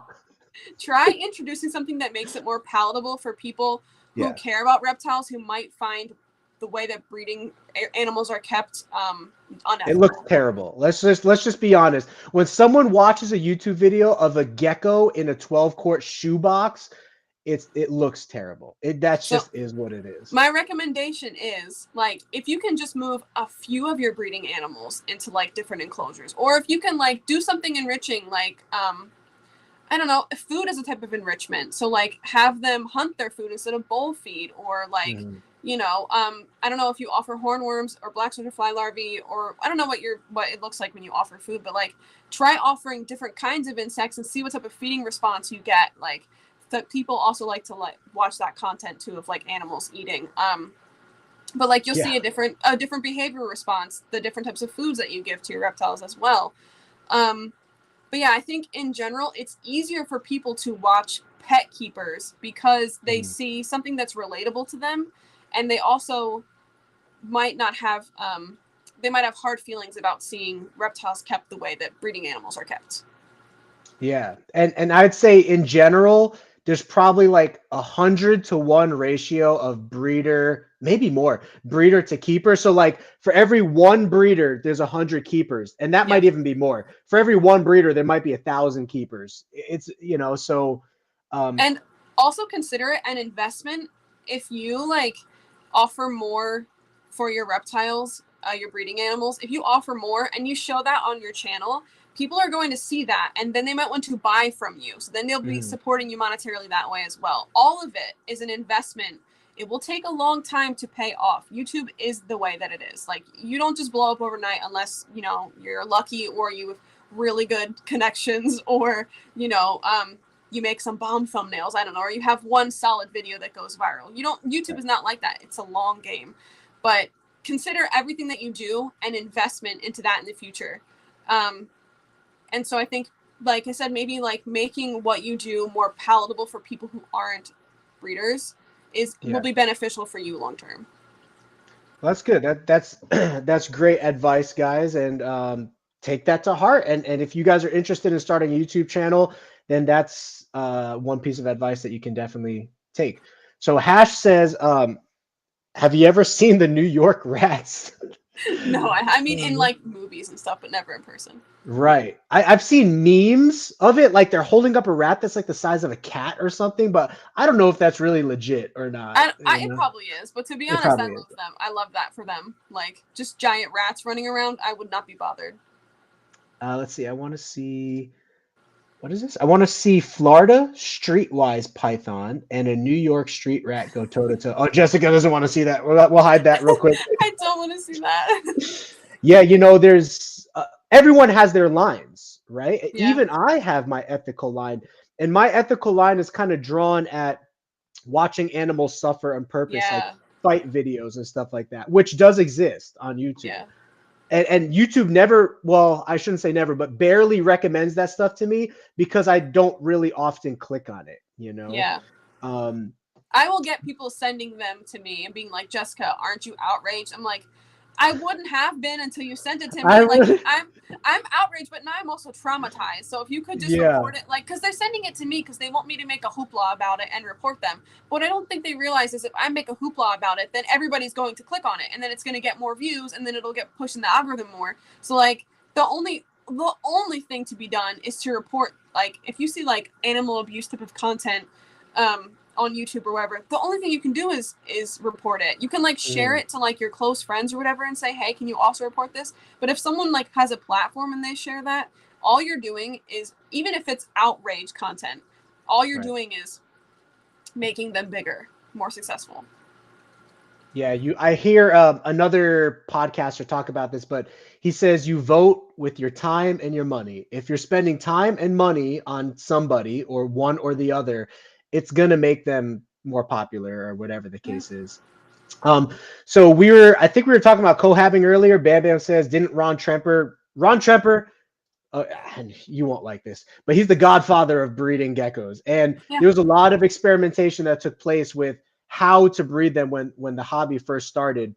Now, as I grew, Jessica, as I started to grow, let me put it this way. When I first started breeding leopard geckos, I only would do one gecko in one tub because males and females fight. It's just what they do. And females will fight with each other. It's just what can happen. And I've seen pictures of, quick story, side note, There was a male leopard gecko in a 40-gallon tank with the female leopard gecko overnight. By morning, he ripped her arm off and she died 3 days later. A Yeah. 40-gallon tank. Yeah. And so when a male only has one female to focus on, he's gung-ho Yep. for her. It doesn't even matter the size of the tank. Cohabitating geckos, whether it's just females, whether it's breeding, is absolutely risky. But as a breeder who was scaling, I had to start experimenting with what would work. And so I'll be 100% honest. I have my girls set up in some of them, not all, most of them. So there's like 4 girls per 28 quart tub. And then I'll introduce a male and then remove him like a couple of days later. What I watch for in each tub is a girl getting skinny? Is a girl getting abused? Is a girl getting picked on? I'll look for like, yeah, it's going to sound horrible. I'll look for ripped skin or bitten tails, and then I'll make the appropriate changes. But I think, why did I bring that up? Yeah, Ron Tremper Group Red, because I have yet to make a video on this because I told people I wanted to experiment with it first before I'm comfortable sharing information. If you group breed, you will absolutely be facing the risk of females ganging up on other females. That's 100% possibility of going to happen and probably will happen, or males ganging up on females. I've never seen females in a group gang up on a male, but it's all a possibility, right? And you sort of have to understand that risk. And if you are okay with that risk, you then have to separate out the geckos that are the problem makers. There are females that are the problem makers. I'll go into a tub and one female will just be all beat up and the other female is fine. Okay, so what I do is I'll separate both females in that instance, because the problematic female, she'll go off in her own tub by herself. And then obviously the other female will go into a healing tub. Leopard geckos heal extremely fast, but when you look into a tub with a beat up female, it's a little bit jarring to your mind. You know, you're going to see pieces of skin missing, etc. Sorry, I know you don't want to hear any of this, but anyway, that's what's going to happen. My question is, if you know this already, why do you keep them together? Because of efficiency, of how many numbers I have to produce to make a living. You know what I mean? Because, well, first of all, let me say this. I'm doing leopard geckos 100% as a living. I also breed other animals, but I have no other backbone support. Like, I have no other part-time job. So I need to produce a certain amount of animals a year. And it got to a point where I kid you not, Jessica, I had 300 females in their own individual tubs. Impossible. I could not pair. I didn't have a time of day to pair a male to a female and do all that kind of stuff. Now, this might make you feel a little bit better. As I observed my collection and I separated out the problematic females, it's fine now. I have about 40 to 50 groups of 4, and all of those groups are fine, and I'm not worried about any of the females. No females are getting beat up anymore. Once I pass that initial test of which females need to be removed and kept on their own. I know that that's not what you want to hear, but maybe it makes you feel a little bit better. They're fine. No one's getting hurt anymore. Right, but the risk is there always. But the risk is always there. I, as a breeder, I observe. I make a big responsibility on myself to observe weekly or daily or however often it is, to make sure that if I see signs, I make the appropriate changes to prevent everything that we're talking about as much as possible. Do you also think that it's like fair to the animal to not have its own space in such a small environment? I think it definitely could be considered that, which is why when other breeders harp on me, I'm like, dude, you're putting. Okay, so let me say this real quick. What's worse than group breeding, Jessica, in my opinion, is dropping a male in with a female overnight. That's my opinion, that dropping a male in to a bigger tub. Let me use numbers here so you know. 1 male and 4 females in a 28 quart tub gets the job done as far as a breeder's mind is concerned. That male will rarely, I'll even say never, pick on one female, because if he starts picking on a female that doesn't want to breed, I don't know if you've ever bred geckos, but you know how females don't want to breed sometimes. I mean, So I've seen it. when you put a male, heck, it was on my intro to the video. A lot of people give me crap for that. My intro has the male fighting with the female. I don't know if you noticed that. The Mhm. female is trying to get away from the male. That female is ovulating, but at that moment, she does not want to breed with the male. That happens, I would say 50, no, let's just say 30 to 40% of the time. If a female is ovulating and you put a male with her, um, she won't want to breed with that male. And that's what I used to do. I would drop the male in and I would watch them for 60 seconds. If the female rejects the male 3 times in that 60 seconds and does not submit to the male, because sometimes the male will subdue her, she'll submit to him. But if she does not submit to him within 60 seconds, I remove the male and try again on a different day. That was what I was doing. But for 300 females, it began to be an inefficient. I couldn't do it. It's just an inefficient use of time. So what I do now is drop the male into the group tub where he doesn't have the as great of an opportunity to pick on one female. So there are some breeders that have females in smaller tubs, like 10 to 12 quarts, and they'll drop the male in with the female overnight. But to me, that's even more riskier than dropping a male in with a group of females, because in a one-to-one scenario, that female is going to get chased down and abused if she doesn't want to breed for the whole night. And, Yeah. and that, like I said, that the person actually sent me pictures. I know you don't want to see it, but to No. anybody who argues me on this, the person who I'm talking about sent me pictures of the female that got her leg ripped off by the male by just putting them overnight in a 40-gallon tank. And so all the breeders that are like, Frank, you're so unethical. Frank, you're so bad. You do group breeding, blah, blah, blah, blah. They're the same people that are dropping males in with females for 12 hours overnight. And that female has no option. She has nowhere to go. You know how small a 12-quart tub is? It's small. Yes. It's the size of a shoebox, so go ahead, harp on me and harp on whatever, whatever you're going Listen, to do. Go ahead. I knew coming here we were polar opposites in terms Yeah. of like our feelings of things. Right. It's I not. had to, and just to be honest, real quick, I had to numb myself to caring about that. So I'll be the first to admit you have a more ethical standpoint than me in as far as what's acceptable to you. I Yeah. have to admit that. How can I not admit that? Okay. Like I said, I think I knew coming on here that we would have two very different point of views, and it would be, I think, wrong of me to like talk down or judge you, as if I also wouldn't want you to talk down or judge to me just as a basic human being. Like you deserve, as a human being, you deserve respect and empathy just as much as I do, even if we have disagreements about things as controversial as keeping animals. It's interesting that I don't think I've ever kept any of my leopard geckos in anything that confining, and I certainly have never kept multiple together in a situation that's confining either.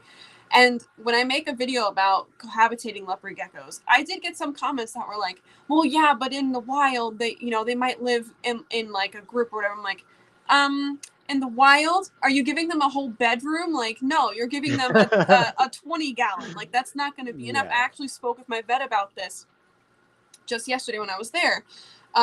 That like people will, this is, I'm sure you've experienced it. No matter what you say online, someone's going to have something to say that is against it. And so I put out a video with like physical photo evidence of how typically when two animals are or two leopard geckos are cohabs, one is like severely malnourished because the other one's getting all the food, the other one's getting all the heat, all the humidity or whatever. So you have one that's got metabolic bone disease, malnourishment, stuck shed, eye cap crusted over. I mean, it just looks awful. And then the other one isn't like super healthy, but it's in a better condition, and they're keeping two in like a 10-gallon, which to me is just like, that's nuts to me.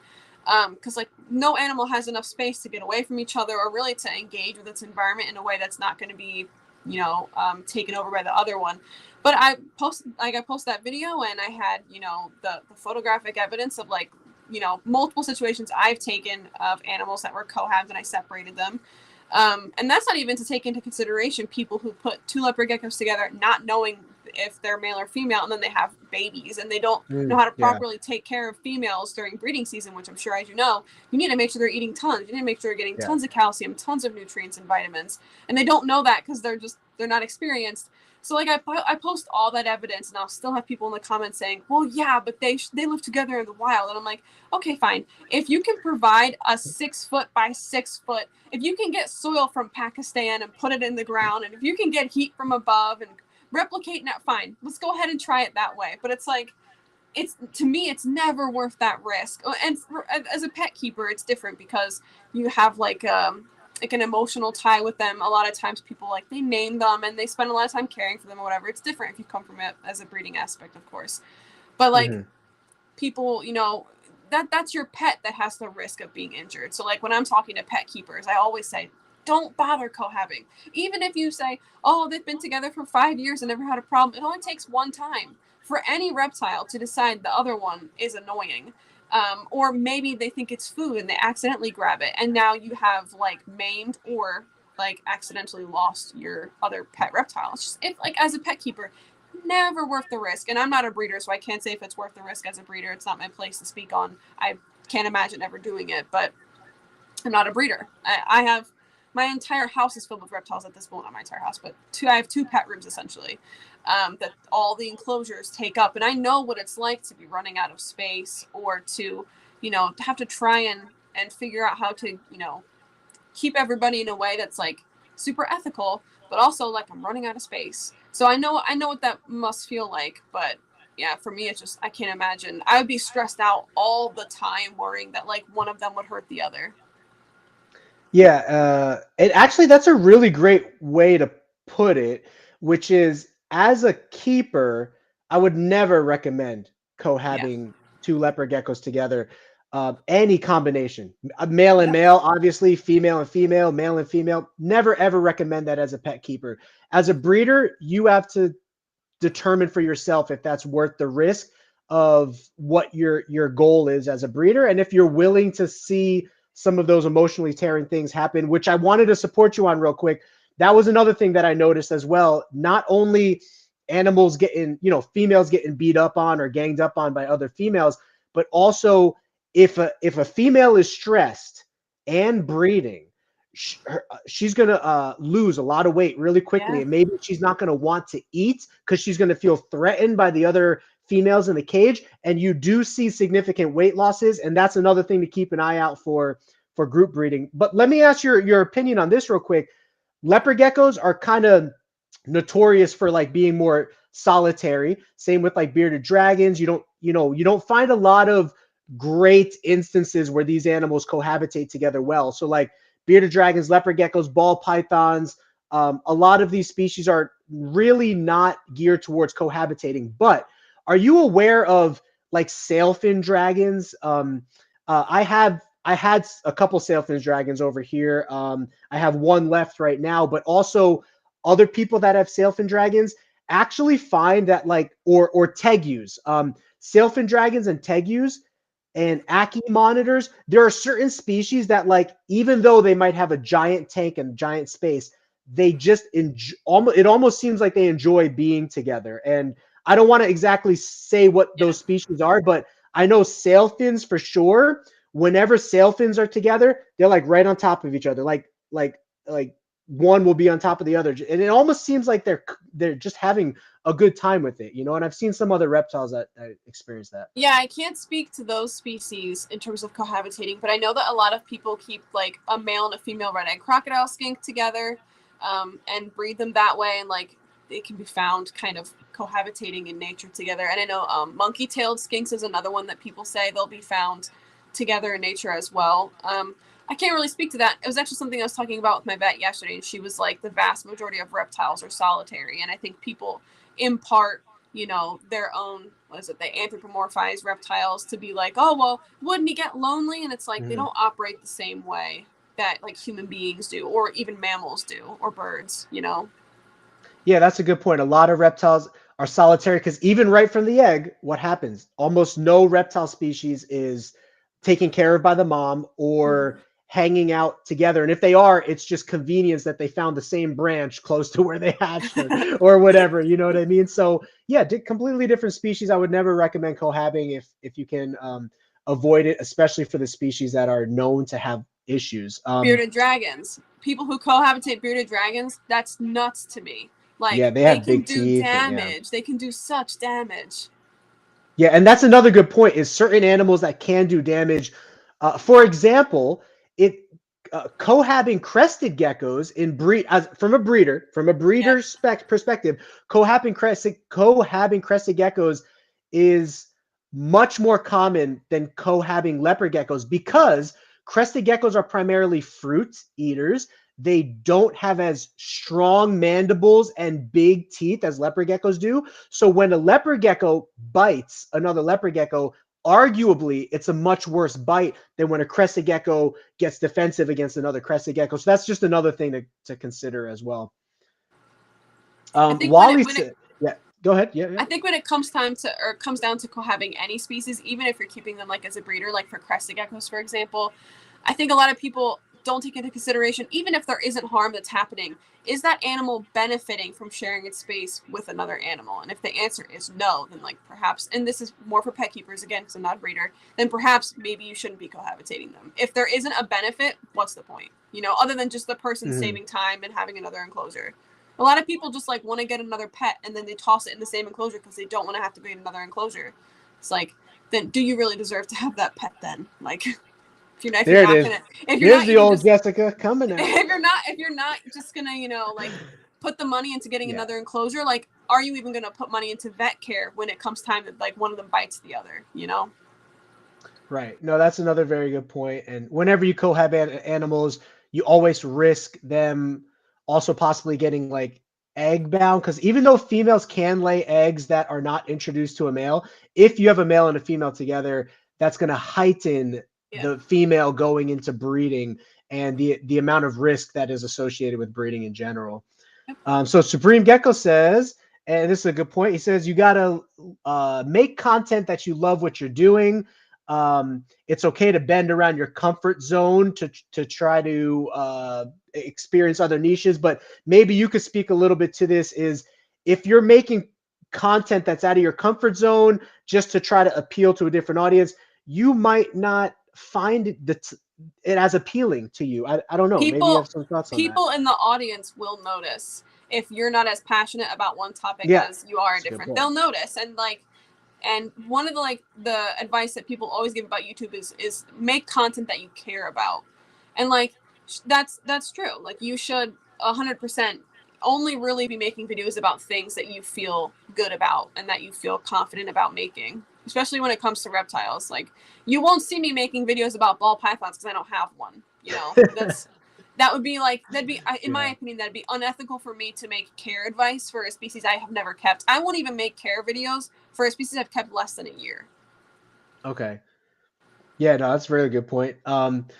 I know it's late where Jessica is, so how do you feel about like trying to wrap up in like 15, 20 minutes here? That's Are perfect. You still okay? That's fine. Yep. Perfect. Thank you for spending this extra time with us. I'm terrible at getting the questions, Jessica. That's why I said today I want the people to have the power. I tend to just ramble and go on rants, etc. Yeah, it's fine.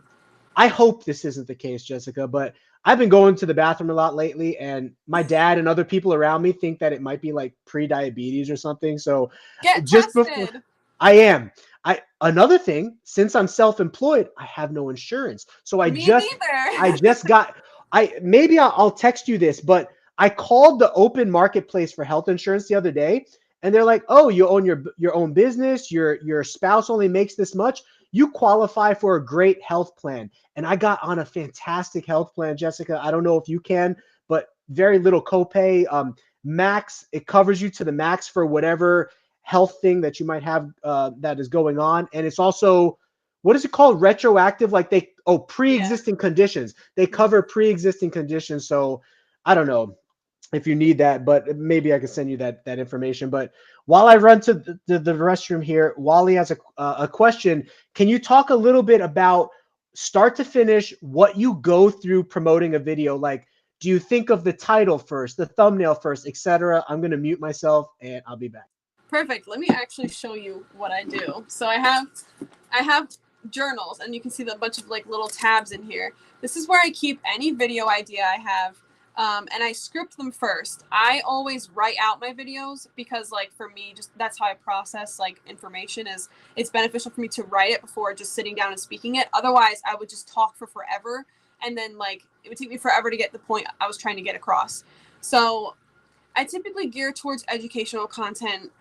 There's a divide, I think, in the community that's not as bad anymore, but people will make content for education's sake and content for entertainment's sake. And in the past, entertainment, still now as well, but was what got clicked on more. And so people were trying to find a way to, like, you know, bridge those two. But I've always just stuck with educational stuff. And I think that I probably would have grown better had I not. But first of all, make a video that you feel confident about, you feel comfortable with, and like sit down, film it after scripting it. I really recommend scripting. That's what works for me anyway.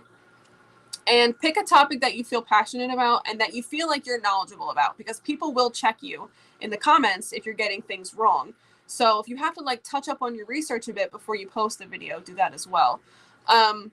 And then just sit and talk. Make sure you have entertaining B-roll footage to be able to put on screen, because no one wants to just sit there and listen to someone talk. I learned that the hard way. Like in my early days of YouTube, I would just talk for forever and it'd just be me. And people were like, this is boring. I'm like, okay, fine. I will put B-roll footage. But I use like, you can use iMovie to edit, you know, videos. You can use an iPhone. You can start anywhere when it comes to like, you know, video production. And then, you know, on YouTube's end of things, YouTube is always changing things. I swear, like when I first started, like you used to have to put tags in like the tag section of videos. Now tags don't matter. And if you want to, you know, have your video get out there, you have to put hashtags at the top of your description, or put a description that's full of keywords or like search engine optimization type of words that you would hope would pop up in a Google search or a YouTube search. But right now it's very much hashtags. So like if you're posting a video about like leopard geckos, you'll hashtag leopard gecko, hashtag reptile, hashtag pets, or hashtag the name of your channel or whatever. Hoping that that would, you know, pop up for people who were searching those things. YouTube is changing all the time. Part of like doing YouTube means you have to always keep up with YouTube, and that is really challenging. Because you just don't know. YouTube sometimes just decides to, oops, I changed the algorithm, and then, you know, something that worked for you before is no longer working, and you have to kind of figure out what that is. You can also research the best times to post, because it changes every single, it doesn't change every day, but the best time to post is different every single day. What's the best day of the week to post? What's the best time of the year to put out the right type of content? If you have a video that is going to do really well, like, you know, like a feeding all my pets or a pet house tour, whatever, put those videos up in the end of November, early December. That way you can earn all that lovely December AdSense from it. Because if you post that video in January, you're not going to be making anything compared to what you would make, you know, just a couple months prior. A lot of it just comes down to like learning YouTube, like as a platform in general. But now you don't even have to do YouTube. You can also do Instagram Reels, and you can do TikToks. And if you find that short form content is easier for you, I was asking about promoting the video. Oh, share it everywhere. Everywhere. You need to have, you need to be active on every possible platform that you can, which is really annoying and exhausting, but you have to. Like, I was just speaking about this earlier before we got on live, but, you know, my TikTok now has overgrown my YouTube. I have more followers on TikTok than I have on YouTube, but that doesn't mean I just stopped making YouTube videos. You know, anything you make on TikTok, you should also post to Instagram Reels and maybe Shorts. YouTube Shorts, they haven't really figured it out yet. Like, I'm gonna be honest, it doesn't do that well, but everywhere. If you have a Facebook, you should be putting it on Facebook. If you have a Twitter, you should be putting it on Twitter. Like, spread yourself thin, which sounds awful, but I mean it. Like, put yourself everywhere. That way you can get as many eyes on you as possible, and people can like cross-platform. So if someone finds me on TikTok, oh, I like YouTube, I'll go follow her on YouTube. Now I've gained a YouTube viewer from this as well. Touching on the shorts real quick, I noticed a couple months ago, I experimented. If I stop doing shorts for a month, let me see what happens. And also at that time, I really wasn't making a lot of new content because I was really busy. But prior to that, I was doing a lot of shorts since I wasn't making new content, and I was seeing still decent growth. And then I was like, I need to figure out if shorts is actually helping or hurting. And I stopped shorts for like 2 to 3 weeks, and it actually started hurting me a little bit. Like I wasn't growing as fast. So I think right now YouTube is actually trying to gather attention away from like Instagram Reels and like Yeah. TikTok people. So they are promoting shorts a lot more. I had no idea about the hashtags though. Like I need to watch a video on that now. So I always thought those are annoying and bulky to look at in a title, but you're saying put hashtags in the title is actually good for videos No, it's now? in the description of Oh, the description. video. Okay. It's the very first line of your description. This is how YouTube works right now. So for people who watch this in the future, I don't know. But right now, if you use, it's typically 3 hashtags you use, but you use 3 hashtags in the beginning of the description before you say anything else. And then that will, like, if you use hashtag leopard gecko, that will link your video with other people of hashtag leopard gecko. Or if someone Googles leopard gecko or searches it in the YouTube, it'll be in that listings of videos that are in leopard gecko. Because, like, you can also just use the word leopard gecko in your description, but the hashtag is what YouTube is pushing, or what is better right now. But anything you can put in your description that's going to be helpful, like, say you're making a video about egg binding and leopard geckos, right? You'll put egg binding or what to do if your leopard gecko's egg bound or whatever in the title, which is helpful. But if you also put it in the description, it's more likely that your video will get recommended, or if like someone Googles it or whatever. And you can also, like, I don't know, do you do timestamps in your videos? I just started for a couple. If you do timestamps in your videos and you like label out each chapter really clearly, like just put leopard gecko ovulation or leopard gecko diet or whatever, those words in your description will count towards maybe like popping up in a search. And the more of them you have, technically the better. But the most like helpful ones are the 3 hashtags at the top. I had no idea. I'm gonna have to research a little on hashtags. So what I've been doing up to this point, just to kind of capitalize on everything you said, and you're a much larger channel than me, but so tell me if I'm wrong, but I watched a lot of YouTube videos on how to grow, and they say like in your thumbnail, you obviously want a catchy thumbnail, but you also might want like a trigger word that is relatable to the title, and then a title that is relatable to the description. And then you also want a video that is relatable to it all, so that the words that you're actually speaking in the video relate to the thumbnail, the title, and the description. So that's kind of my checklist, is let me stay as close with these 4 things as possible and just release content that way. That's been like my strategy this last couple months, you know? That and consistency. And like And you were saying, consistency, what you were saying is like shorts. The thing about shorts is this is actually something that a lot of other like bigger reptile channels and me, because I'm friends with a bunch of them on Facebook. So like when we all talk about like any issues we're having with YouTube, we all chime in. And so shorts is something that we've all talked about. Like, is this something that we should be posting? Like, is it actually helping?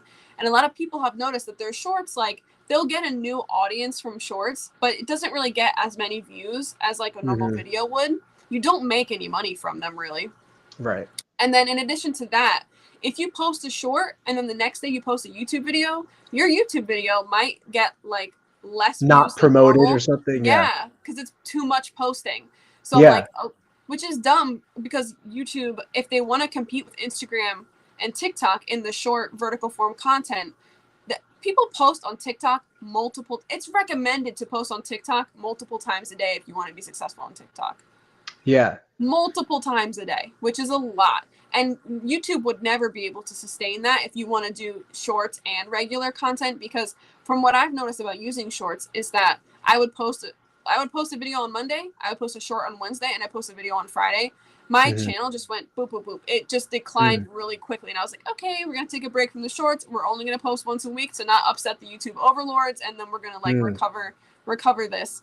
I've had friends who posted shorts who didn't make that much money from them, but they went viral, and then they've quickly gained subscribers. But their like actual regular viewership is only like marginally bigger. Right. Because shorts can be kind of annoying. Whenever you get a notification for a short from somebody that's short, you might, as a YouTuber, you're typically looking for something more substantial when you're on YouTube, you know? And so a short kind of interferes, it seems, with that algorithm sometimes, because it's getting blasted at your audience, right? When a good video could be getting blasted. And I actually tried to do some research to see if live streams never get the same amount of views as a regular video. And I tried to do a bunch of research to see if live streams are actually good or bad for your video. The majority of YouTubers say it's actually bad for your channel because it gets in the way of promoting the actual content that gets more views. So I experimented these last like month. I didn't do as much live streams, etc. And like you said, for me personally, it seemed like it seemed like live streams are good for me, for my Yeah. channel. The people that view us, it really helps my subscriber base, my number base, my watch hours, all of that. And on top of the actual, you need to be releasing a video that's going to hit the main market and the searchable market and the algorithm that's going to draw in a new audience. If you're prioritizing that, then I think live streams and shorts can help. But like you said, in your case, you found it didn't. So you just have to observe, right? What's working for you, what's not working for you, and kind of make changes as you come and go. Yeah, the conversations I've had with other like YouTubers, and like you mentioned, Wiccan's Wicked Reptiles, Yeah. I think earlier. So like I saw him comment in this Facebook thread that we were all talking in, that like he noticed shorts did not help him at all. Yeah, and he's a big channel, so you would think, right? Yeah. So before we go, let me see if I could get to all of these kind of chats here. I'll just kind of go through a few things. So Kyle says, I challenge Frank to make some good leopard gecko tanks. That's on my mind. I definitely want to make some good leopard gecko tanks. But again, being a business, I have to be very wise with my money right now. So, but I would love to do that. I would love to make some like natural bioactive. Wait, are you for or against bioactive? Did we discuss that? For it. I would love to do some natural bioactive stuff for leopard geckos. That would be It's awesome. also incredibly fun. I could imagine. Yeah. I love reptiles, but when I started doing bioactives, I loved reptiles. Enclosure building has really enhanced the way I interact with reptiles. I love it so much. So Wally said again, prioritizing efficiency over the well-being of the animals is not good. I know Jessica definitely agrees with that, and yes, I would agree with that too. Well, Wally's a breeder too, so he gets it. But anyway, yeah, moving on. Let's see. Army vet. So you think money is more important than the animal's well-being? That's right in your face, right? I mean, Jessica's like, yeah, answer that, Frank. Do I what do you think have to say about money? that? Do I think money? Okay, I don't think money in general is more important than the animal's well-being.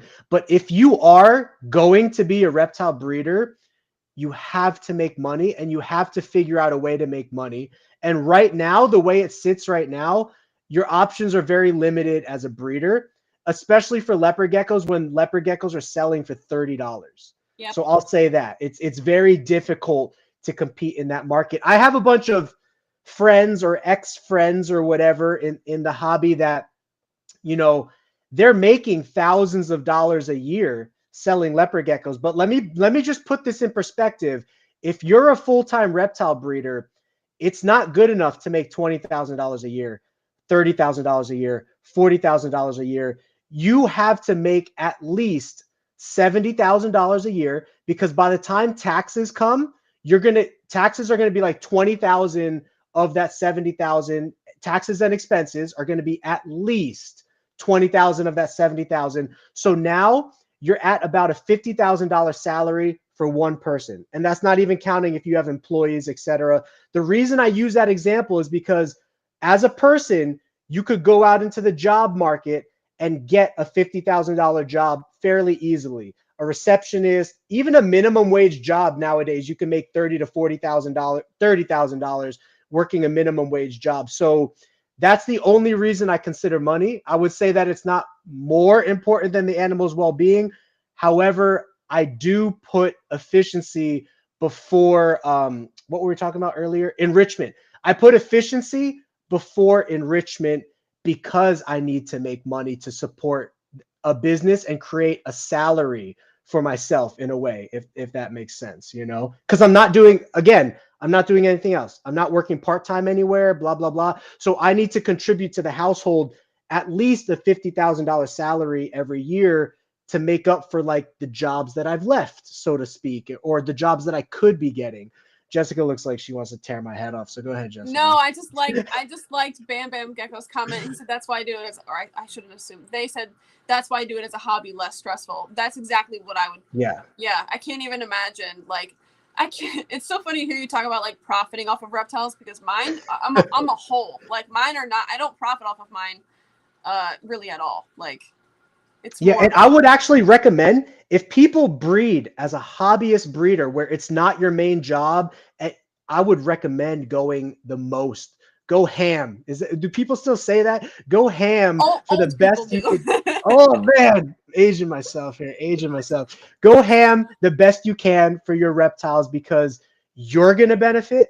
Your reptiles are going to benefit. Everything is going to benefit. And also, honestly, I think that, like, if someone does that, like, I'm looking, like, when people ask me to make a video about, like, what are my favorite breeders that I would support, and, like, I don't really have that many, to be honest, that I would say, like, you know, I'm real gung-ho about. So, like, if there is a person that's like that out there, I would love for that to be an option. And then the thing is, if a person does that, as like their hobby, it could one day become their business because people could just really love to support something like that. So if someone has the opportunity to take the time to do a regular like 9-to-5 job and also be a hobbyist breeder on the side, and then just let that build up over years, you know, that could become their full-time thing. It just takes a long time. Yeah, no, and you're absolutely right. It could just take a long time, and that's the trade-off. That was another reason for me too. Is I made the decision about a year and a half ago to go into reptiles full time, having a decent sized collection, and then an investor that came in and started investing in higher dollar animals, blah, blah, blah, expenses that take place because my food bill right now, just for my leopard geckos, my food bill every month is, I want to say it. Okay. Without my sponsorship from Rainbow, it would probably be like $700 a month to feed. You don't like breed dubia?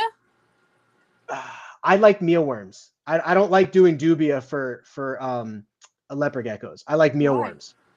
You only feed mealworms? Yes, I know you're gonna hate me for that. Oh my gosh, this is. But I supplement with the best supplements possible. It's such an easy way to add enrichment to your leopard geckos is to give them different types of food. And this is something you could do without, you know, you could sell dubia. Like you could I do sell dubia. I do breed dubia and sell dubia. Wait, you breed to support the expenses. Wait, you breed dubia, but don't give them to your leopard geckos. Why is that? Let me explain. It's a time thing. I noticed that even in the escape-free dishes, dubia roaches, when the geckos go for the roaches, the dubias will crawl up on the gecko and escape, or they'll crawl on top of each other and escape. And so if you're thinking about it, I don't know if you're going to hate this too. I only clean and feed my leopard geckos once a week. So for me to put enough food source in their bowl to last them a week, especially as breeding females, they're going to crawl on top of each other and escape out of the bowl. And that's what I noticed. Also, dubia roaches dehydrate and die faster in the bowl than mealworms do. And so it's all about, again, efficiency of the geckos getting as much food in them as possible. Again, that's my goal. Fatten up these females. I want to fatten up these females. I want to make sure they're eating. I want to make sure they're not crashing. Sure, but like you are aware of like a mealworm only diet like not being the best, like health-wise. Well, okay. I don't know if you know about supplements for leopard geckos that the old school breeders used to use. Vionate and Osteoform, great supplements. I've never experienced any crashing females or anything like that. And we could argue internally, like what's going on in their stomach and blah, blah, blah. But let me say this. Oh, there was a time when mealworms were sold out. And for 2 months, I only fed dubias from my breeding collection. All the leopard geckos developed armpit fat. 90% of the leopard geckos develop armpit fat. So I don't know if that's like over fat for the geckos, but again, that's just on the dubia diet. Did you dust the dubia the same way you dust the mealworms? Yeah. Okay, so the thing is, dubia roaches hold that calcium and vitamin powder better than mealworms, so they just got more of that, essentially. Do you call those armpit bubbles? Do you call them calcium bubbles or fat bubbles? What do you think those actually are? Everybody always says they're one or the other. I think like Yeah. the only time I've ever noticed them on my geckos is like if I have a rescue come in and they're like really underweight. Obviously they get fed more than once or twice a week so that they can, you know, start to grow and replenish that nutrients. But if you feed them too much like too fast, like early on, when I first started keeping leopard geckos, I was like, oh, if it's like a rescue case, I'll feed it every day. Mhm. Which you don't have to do. You can just let them gain weight naturally over time, but I was still learning. But I noticed they would get those, and it's because they're just eating so much. And I'm not sure if it's because they're eating so much or if it's because they're having all the extra nutrients on the food, that the supplement. So I see people say they're fat. I see people say they're calcium store. All I know is like you don't want your gecko to have them for super long time, and a lot of Right. geckos that are like obese have those. So I think it's more related to food. But Yeah, again, yeah, me too. because you Yeah. supplement the food, it goes hand in hand. It could be either. And one more thing on the mealworms, just so you don't think, well, you already think I'm a bad guy, but just so you No, don't I think don't I'm the think you're a worst bad guy, guy. I just think we you, come from different. you know how everything is very time consuming for me, right? Picture in your head, you know how time consuming feeding dubia is, especially if you want to make sure that the animal eats the dubia. Mhm. For the babies, you could probably get away with small dubia in an escape free bowl. But Sure. adult dubia will absolutely get out of like any bowl that you have for the leopard geckos. And so you would have to tongue feed all of the adult leopard geckos. Imagine tongue feeding 500 adult and subadult leopard geckos. Do you You know what have I mean with do you dubia. have ceramic dishes? Um, so I don't use ceramic because buying 500 ceramic dishes would be, you know what I mean? Like this is the reality of I what it is. understand, but Yeah, like they can't crawl out of ceramic dishes, and they're a you're right. dollar in the hamster section. Like, you know, Yes, I will give you that. yeah. But Can't you write that off as like a business expense though? you absolutely can. Yeah, so Um, and that would save you the headache of them getting out. And then you could also offer other kinds of feeders too, not just mealworms. Again, this is not really my right. place to be saying what we're talking about. That's No, all. that's good criticism. I can definitely consider that. You know, it's possible for sure. But one of the reasons I use mealworms is because all the big breeders back in the day, they always used mealworms, Yeah. and it was never an issue. And so when I did mealworms, it was never an issue. That's the only reason. If it ever became an issue, like if I saw that like geckos were not getting enough nutrients or females are crashing, I would absolutely make changes. But it's never been an issue. And you could store mealworms in the refrigerator for pennies on the dollar because you could store them in the refrigerator for 3 months. Um, I think the conversation of surviving isn't thriving could come into play here though. Like yeah, imagine if you only got to eat one food forever. You know what I yeah, mean? Like it's enriching for them to have different types of food. It's also like more nutritionally vast because they're getting different things from each one. Like if you look up the nutritional breakdown of each feeder insect, like black soldier fly larvae, I just started offering recently, and like they have so much calcium in them. And I try to offer a different food every single time I feed them. So I don't offer like soup worms back to back. I'll offer like dubia roaches one week and soup worms another week and black soldier fly larvae another week and hornworms. And I don't offer waxworms that often, but on occasion I will because it's a nice little treat for them. mhm. Or mealworms or whatever. And it's just another way to offer enrichment. And again, we come from two different planes of keeping reptiles here. But like even if you take the extra time to feed them, that's a way of offering them enrichment that you Yeah, aren't currently doing. agreed. So And I'll definitely keep that in mind moving forward too. And this is actually my wife right here. She said, wait. She says, Frank, remember to relax, take a breath, and listen to her. you're doing And then fine. Kyle said, "Is this Whitney the one and only?" Not so. Whitney's been on some of my streams, but yeah, that's my wife, Whitney. I'm really behind on questions versus time right now, so let me just kind of. Uh, if did you see any questions you want to touch on? I'll have to invite you back for a round two because we ran out of time to be sensitive of Jessica. What is it like 1 in the morning over there right it's now or it's 12? 12:06. I'm okay though. I'm not Okay, super tired. So, but yeah, it's 12:06. so you want to hit some of these questions? You think? Yeah, let's go ahead. That's fine. I don't know what question number I'm on, but I see there's 103 total questions, but let me just kind of not all these I mean, there's 103 comments. Not all these Right. comments are questions. Mm-hmm. But What yes. is sleep? Good question. It's my favorite. Who I said love that? Who sleep. said what is sleep? Bam Bam Geckos. Oh, also, you were referencing, like, can you imagine how long it would take to tongue feed? Okay, I tongue feed every single one of my reptiles. That way I can, like, interact with them. My pet chores take me, like, if I were to do all of my feedings in one day, it would take me 8 full hours. Mm. So I feel Yeah. that a little bit. I only have 70 reptiles, so I don't have quite the expansive Now, collection that you do. But let me also. I have like disabled ones, so it takes a long time to feed an That's Enigma. true. Like it takes like 20 minutes to feed one gecko, you know? I agree. And that's one of the reasons I don't work with Enigma is because I rescued a couple Enigmas for somebody, spun around in circles, starved themselves to death no matter what I did a couple months later. So I saw the after effects of like the worst case scenario. Yeah. Obviously, it could be argued that lemon frost is just as worse, dying from cancerous infections in their body and whatnot. I would make that argument. There are a lot of people. Yeah. There are a lot of people I'm on the side of why take the risk? Like what's the point in outcrossing or outbreeding? Like if it's going to be that risky or that at the detriment when there's so many other beautiful leopard geckos that are healthy and able-bodied, like what's the point? Like just for human greed, like maybe we should check ourselves on that a little bit, you know, because everyone's capable of that, of being like a bit, you know, humans in general are just capable of that, of pushing things to a point where they don't need to be pushed out of curiosity or out of greed or whatever. And so for me, that's, and I saw the first lemon frost sold at like Tinley Park in like 2016 or whatever, the first couple of them that were sold. So like I've been familiar with this since that day.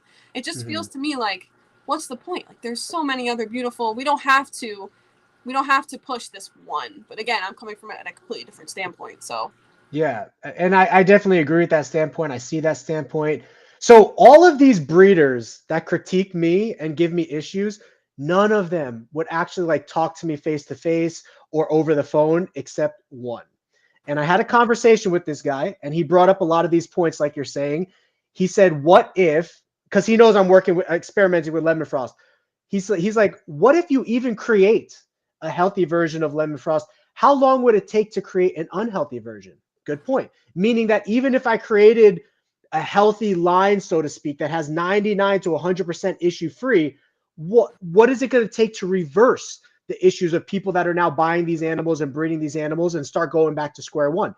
Great point. I can't combat that. He wins on that. You know what I mean? Moreover, not everyone is going to do it ethically, as we've already witnessed with Enigma, or like even, and again, I bring up white and yellow hesitantly. There are many people who are responsible and use lines that have no issues, but there's plenty of people who just either don't look, don't care, whatever. And I know this because I get white and yellow still, which means they're still out there having issues. So like, it really comes down to like genetic ethics. Like if a person is willing to put the time in and spend the money on animals that they know are not going to have issues, and there's a lot of people who just don't care or who don't know, and they'll still breed that lemon frost, you know, and how quick will it be until they all have problems again? You know what I mean? So it's just, in my mind, it's not worth it when there's already so many other beautiful, and again, healthy, able-bodied reptiles should always be at the forefront for any breeder of like what they produce, because you don't want to produce something that's going to like wither and die. Like even as like if you're just looking at leopard geckos as a product, no one wants that, because then no one's going to come back again for another gecko of yours because it just withered and died. So like if you produce something that is like a healthy, able-bodied, you know, robust, beautiful animal, what's the harm in like, you know, even if it's not like a big flashy morph or whatever. I don't know. That's just the way I see it. It's like, it's not worth the risk. You know, these are living creatures that we're talking about. Right. Is it really like that are going to die from cancer or that are going to have neurological issues that eventually cause them to die? You know, even in like the best of care, I had my Enigma Sam. She died 2 days ago, which is great timing right near Franklin. But I've had 2 Enigmas pass, and both of them were pretty quick, and both of them didn't even live to like 10 years old, and they both were bred before, which of course, as you know, reduces lifespan. But it's just like they didn't even get a chance at life, really. Like there's leopard geckos that live to like 20 years old, and when you see Enigmas, like what quality of life is that really? What length of life is that? And it's just, for me, I feel so passionately about this because they're living beings that deserve as much empathy and respect as we can give them, you know, and for some people that's just something that they don't really, who breed enigmas and say it's fine, you know. It's like, why? Yeah. Why choose this morph? Like, why not something else like that looks visually pretty still? Like, I don't know. For me, I could go on all day about that, to be honest. Yeah, and that was the second point that the guy had brought up, not with me, but with he was also fighting against another Enigma breeder in the hobby that currently still breeds Enigmas and claims to have like issue-free That's a Enigmas. lie. It's a lie. Yeah, if it's issue-free, if they don't get stressed from shipping, and if they don't get stressed from breeding, and there's so many ifs, right? Or just ovulating. Like, Or just ovulating, yeah. Yeah, and also not even just that, but like they still have the capacity to pass it on.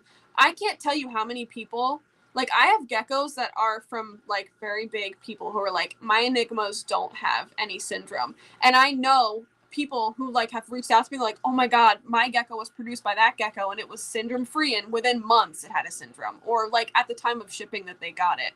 There was also my most recent enigma that was given to me. Her name is Rainy. She's very cute. She was purchased in like 2018, 2019 by a person, and I won't say the breeder because God, I don't need any lawsuit. Like, listen, that's where we're at with some people, how they feel about me. I don't need any lawsuits.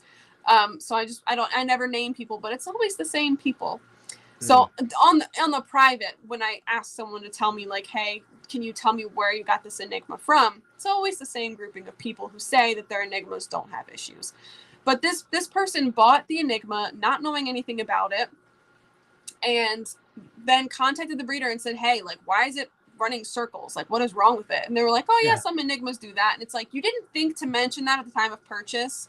Like, did you not notice it had a syndrome, you know? And then of course that enigma came to live with me because a lot of enigmas do. And it's just like, it's so unethical. Like, it's really not worth it when there's so many other beautiful reptiles you can create that are healthy and live long lives. Yeah, very, very, very good points. I've thought a lot about defending my ethics, so to speak, and maybe you can give me your feedback on this, but some of the people that like give us criticism, they're like, Frank, you're farther down the, I don't even know if they'll admit this, but you're farther down the unethical ladder, so to speak, compared to where we are. But touching on your point a second ago, as humans, we are greedy. We breed. Let's put it this way: we breed animals for our own enjoyment. We put them in tubs and for profit. Our own enjoyment and for profit. Yes, so all of that. But that could also be extended to the food realm. We breed cows to overeat hamburgers, to make ourselves obese, to feed ourselves more food than we actually need. So if somebody really wants to argue against me what's ethical and what's not ethical, they better think twice before they put that second hamburger in their mouth too. Only if they're going to be hypocritical and snub their nose at me. That's the only if. I have no problem admitting that I'm further down the unethical ladder than they are. But if they're going to act like they're holier than thou on their white horse, so to speak, and not realize their own hypocrisies, that's my only issue with my critics. I agree with you, but you could do that for anything. You could also be like, well, anyone who has an iPhone is supporting slave labor. Right. You know, or so a house. You could do that all day. Although to be fair, I haven't had cow in 12 years. So Are you vegan or vegetarian now? Or? I was vegetarian and dairy free before the pandemic, and then groceries got hard to get a hold of. So I have reintroduced like chicken to my diet, but I haven't had pork, beef. I don't eat like any of like those type of meats in like 12 years.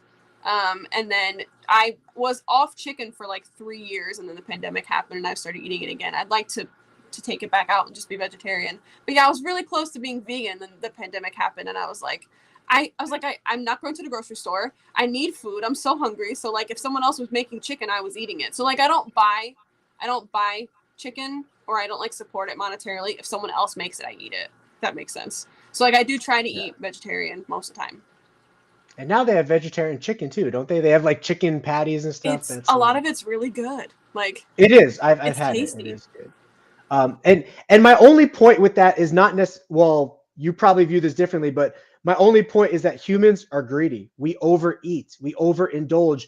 If Yeah. you saw the way your chickens were kept, if you saw the way goats and cows were kept, it would make you think twice about what you think is ethical and unethical. Because Yeah. I've seen chicken farms, quail farms, even cow farms for the most part. There are people out there that give them free roam space and try to do things more ethically. But let's face the facts. The majority of food in the human industry, so to speak, is what, if you saw it, you would call it unethical and Oh yeah, sad to it's see. completely immoral factory farming, and also terrible for your health and terrible for the planet. And Yeah. Kyle, yes, I would think it's more ethical to raise or breed your own food, or even just to hunt. I think all those animals live better lives than the ones that are kept like in factory farming situations. Yeah.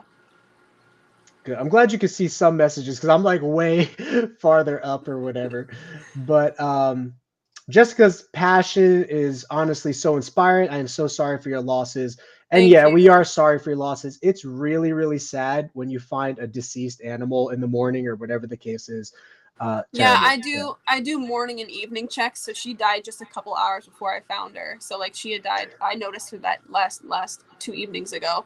And sudden death in enigmas is like not unheard of. I've never experienced it. So like it was a big one for me. Like my only other enigma died of a liver tumor. And then my bearded dragon Franklin died of a gastrointestinal tumor, which we think is from just bad genetics because they're seeing more and more of that in younger bearded dragons. And there's a person I follow on Instagram, SW Sutherlands, who like rescues and works with bearded dragons pretty exclusively. Like she has so much information about muscular dystrophy and cancer and other genetic disorders that we're seeing in bearded dragons because their genetics are so bad now. Or like she'll see ones that like are super inbred, or and I'm not super familiar with bearded dragon morphs, so I couldn't give any to any of them except silkbacks, which I think are immoral. Yeah. But like, you know, I could go on. But yeah, so she was saying like when I told her that Franklin was diagnosed with a liver tumor, she was like, or a gastrointestinal tumor, she was like, a year is probably what you've got, and he made it a year and a half after diagnosis. Okay. Well, you know what, Jessica? Frank died this week. So sorry. Franklin died yesterday. Yesterday, so it's still fresh. It's always really sad, you know, so we definitely empathize with you. Let me see one last thing. I think okay, so I think what's crazy is I almost never make it through the comments. We've caught up, which is great because then we could get you out of here soon. There's always a couple like fun wrap-up questions that I have with people, but I started highlighting a couple of these topics here. So let's just give a quick answer to our general thoughts on this topic, yay or nay, regarding reptiles or leopard geckos in general. And we can see which ones we kind of align more on and don't align more on. And this is just animals in general, not Sure. breeding, not keeping. What do we think is best for the animal? All right. Cohabbing. Nay. Okay, thumbs down. I mean, for mammals like or rodents or birds, like a lot of times it's really great, but reptiles, no. Okay, so we'll just stick with reptiles. Cohabbing, you say no.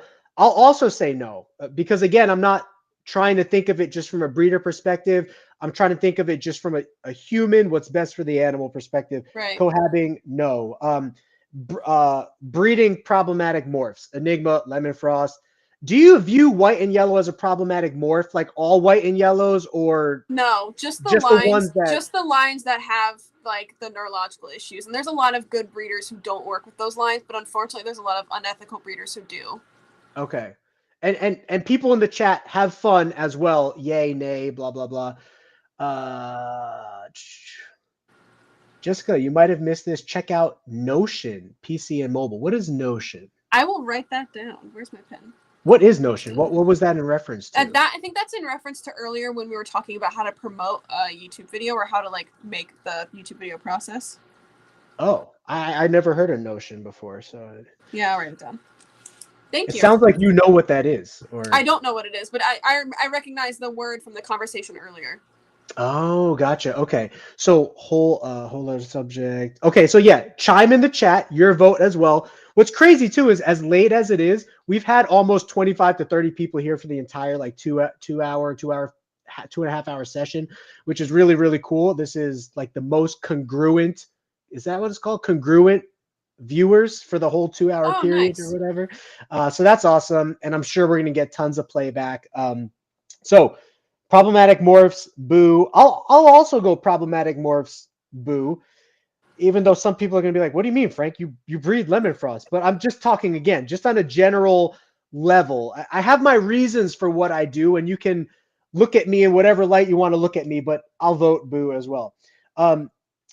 Why did I write this? Oh, can we agree on food slash supplements? Now, even Wally was saying earlier on the chat, he's had no issues. He's bred all kinds of geckos for the longest time, but he's had no issues with mealworms as well. But food, should we offer a variety of food and supplements?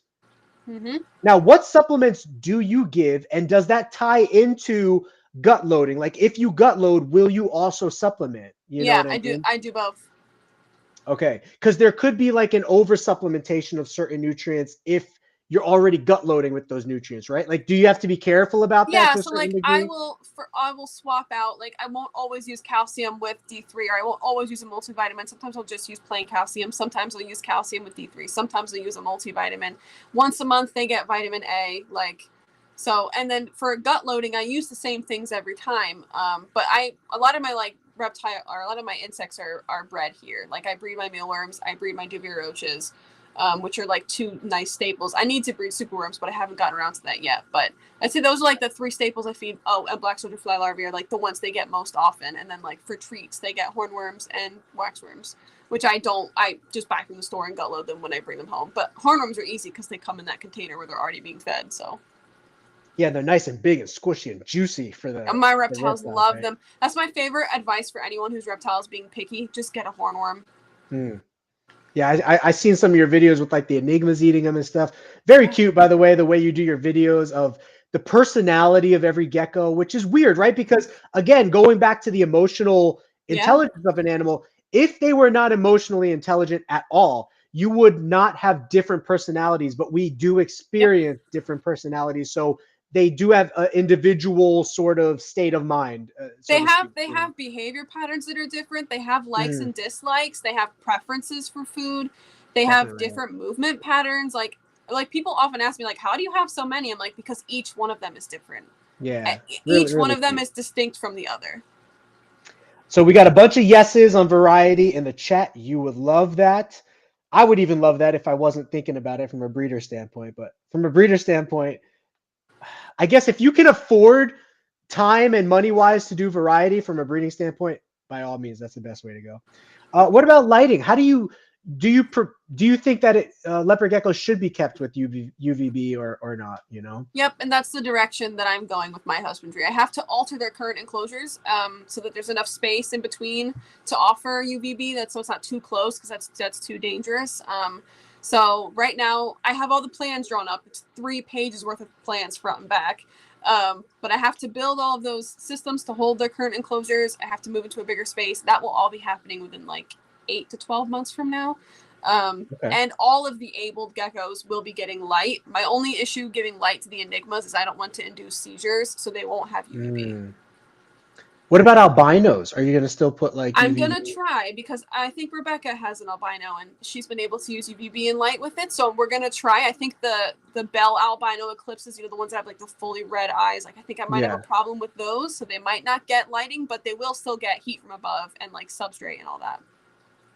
Yeah, Supreme Gecko. We were just talking about that earlier. VivTech, amazing technology increase in lighting that actually makes your reptiles feel better. I mean, think about that for a second. It was scientifically documented to produce the feel-good chemical in their brain. And also they did observational tests, meaning they had a bearded dragon on one side of the enclosure. They flip the light on his special lighting on the other side of the enclosure. The bearded dragon recognizes that there's something special about that lighting and runs over to it. Well, yeah, because they see more wavelengths of light than we do. So like that, they'd be able to really, utilize that. So in the chat, drop your answers right now. Are you supportive or of UVB going in that direction? Lighting. Full spectrum lighting, making that decision to I'll call it make that sacrifice. You're gonna have to spend more. You're gonna have to spend time, all that stuff. But if you're for that, then go ahead and say yay. In the, You're gonna have to buy a lot of bulbs, and your electricity bill is gonna go up. You're gonna have to You buy know a what? lot more timers. What stinks too about the current modern UVB is that a lot of them, you don't know when the UVB power or like source actually runs out unless you have like a meter and you're running it, etc. Well, the cool thing about, like, I use Arcadia UVB. That's just like what I've always used. The cool thing about them is like a lot of UVB like linears don't last more than like 6 months. But like my friend Bree, Bree's Exotics, I don't know if you know her, but she like tests her bulbs, and her Arcadia ones have all lasted longer than a year. Wow. Yeah. That's great. That's great. And yeah, you can buy little meters to see like if your bulb is Yeah, dying. so a solar meter or whatever. It's like Oh yeah. $200. I need to get one, but it's expensive. Let me mention this because I don't think you really knew about VivTech, but when we had them on the show, guess how long their bulb lasts for before it dies. When it actually dies, it shuts off, so you know it's dead or something's wrong with it. So like when But, the levels of UVB are not adequate, it yeah. just turns off? Yeah. Oh, that's Yeah. helpful. How long is that? Take a guess. 2 years. 4 years for Holy one crap. bulb. So I think the bulb is like 50 to 60 bucks. Yeah. And it has different strengths of, Yeah. you know, spectrum lighting.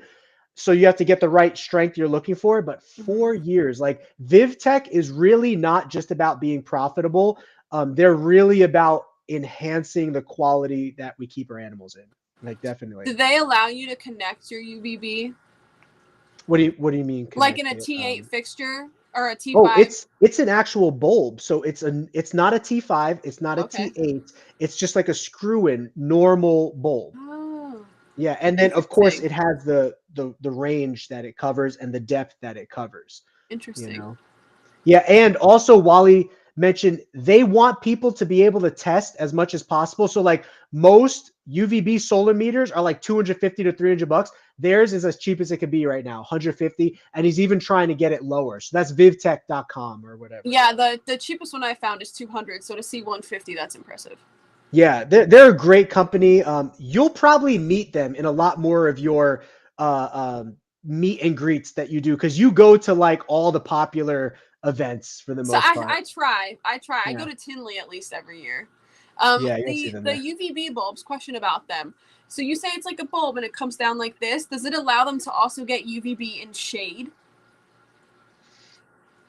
What do you mean in shade? So like when you have a linear UVB, so it'll be Uh-huh. like you have your hot side, right? And then you have your intermediate, and then you have your shade. So like you Okay. don't want your UVB to be the entire length of your enclosure. You want them to be able to get away from UVB if they Right. want to. So like anywhere from like I think it's 35 to 50% or something, or 50 to 75% of your enclosure should be UVB, and the last chunk should be no UVB. So if it's just like a singular screw-in bulb, can they get UVB while they're in their hot section, and also if they're like away from their heat bulb? Like, does it allow them to thermoregulate and still get UVB?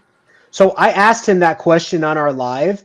Since his bulb does not produce heat, what he recommends is having the hot side bulb on one side and then his ultraviolet bulb on the other side. And he hasn't noticed any issues with animals like only choosing the hot side. So the animal recognizes full spectrum lighting versus heat. And so when the animal wants heat, it goes to the hot side and it's not receiving spectrum lighting. And then when it wants spectrum lighting, it goes to the spectrum side and it's not receiving heat. So that's his suggestion for setup. Interesting, because like the current, like the way I know it's recommended is when they're basking, they should also be receiving UVB, because in nature, when they're basking, that's when they would be getting the most rays. So that's why I'm curious about it being a single bulb instead of like a linear thing. So it's something I'll have to look into, because right now my plan for UVB for the leopard geckos is a shade dweller, so which is Arcadia. Yeah, and that's a very good point. If I'm remembering correctly from my conversation with him, his and correct me if I'm wrong, chat, his suggestion was not to put the UVB bulb with the heat lamp, because then the animal only has one option. It only has the option of heat and massive exposure to UVB versus heat on one side, UVB on the other side. That was his suggestion. Maybe what you just said right there will be something that they take into consideration. He's always looking to improve and whatnot, but from his explanation to me, he did not seem, and as much research as he's put in, his Yeah. wife also was like big in the veterinary world and I think scientific research world. And from everything that they've put in, they haven't discovered that that's that big of a deal or issue having it on like opposite sides. You know what I mean? Mhm. But okay, before our fun questions here, social interaction, yay or nay? Reptiles. Like with me or with other species?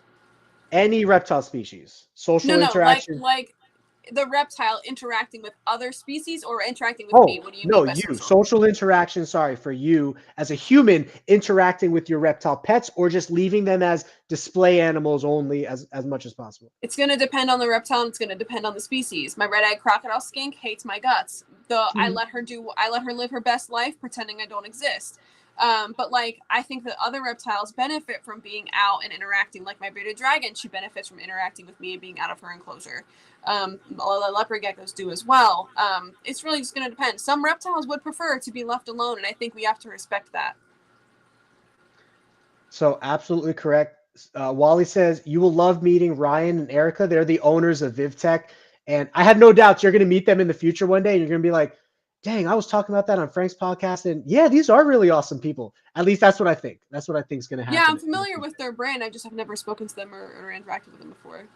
So prefers on the species. If you have species that are more domesticated, so to speak, or welcome to human touch and interaction, you're all for it. Or even like in the species itself, like some of my leopard geckos really don't like me and like don't want to be interacted with, and some love when I come by and they want to come out. So like it's really just going to depend on the individual animal. Situational. Yeah, we have to cater our needs to fit theirs essentially. Like if I want to interact with a reptile and they don't really want to interact with me, I will tongue feed them because that's a way I can interact with them and they can still be content with, you know, the limited interaction that we have.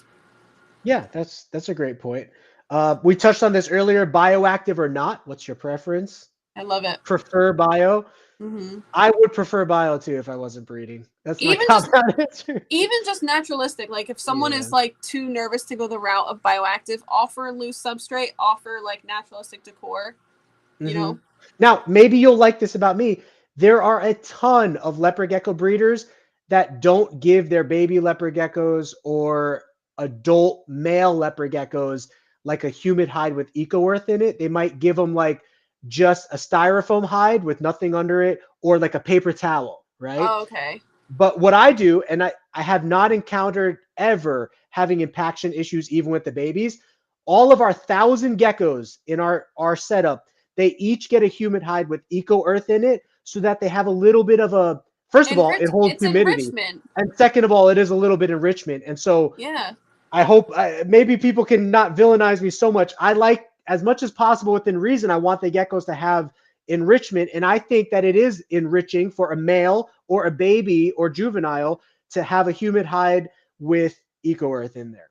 Even my enigmas have eco earth in theirs, so there's no real reason for anyone not to be providing that level of enrichment. Like, yeah, and I would set up every gecko with eco earth or peat moss, because you could buy organic peat moss from like Home Depot and stuff for very, very cheap. That's comparable to eco earth. And I would like to even like put that in like the tubs for breeding animals. But where that becomes inefficient as a breeder is now you have females laying eggs anywhere in the tub and you don't know where versus them laying in one specific box. yeah. I don't know if that would be tremendously time consuming because it's pretty easy, right? Just kind of filter through the substrate, find the eggs. If they're there, they're there. They're not, they're not. If you're keeping bioactive, I mean, as far as like in a racking system of having, like peat moss and whatever. Well, my leopard geckos that lay infertile eggs, they still lay them in their humid hide. Even if the entire enclosure is substrate, they still choose to lay them in the humid area of the enclosure. Yeah, that's and you can tell because the amount of substrate they move is hysterical. Like, that's true. Yeah. I have like this much substrate or whatever in the enclosures, maybe a little bit less, and they will move the entirety of like the left side of the enclosure on top of those eggs. And I'm like digging with like a shovel for years trying to get down to them. Like, they really, and they also dig for fun. A lot of them dig out the corners and there's just bottom and I have to like move it back over and they dig it out again. Like they really do enjoy. And I used to be a person who was like, no substrate, it's dangerous. And I've had mine on substrate now for 2 years and never had an issue. So even some of my disabled ones are on substrate. Yeah, whenever someone recommends to me like what's the best substrate to keep, I do refer them to your videos because I know you've had a lot of personal experience success with even problematic geckos like you're talking about that, you know, most people would keep on non-substrates. And you do just Eco Earth, right? You don't do like a mixture of Eco No, Earth I do Eco Earth in my like animals that have no substrate. They get Eco Earth in their humid hides just because it's easy to clean or whatever. But all of my animals that have substrate, I don't use Eco Earth. I use organic topsoil and washed play sand as a combination. Oh, okay. I do the same thing too. Organic topsoil, organic peat moss, and the washed play sand from the concrete section at Home Depot, right? Yeah. And if you do like a third mixture, it's not enough sand where the geckos are getting impacted, and it's also not enough whatever. It gives them enough compaction It's a where they nice can kind of blend. like, it's a very nice blend. Yeah. So okay, that's good to know. So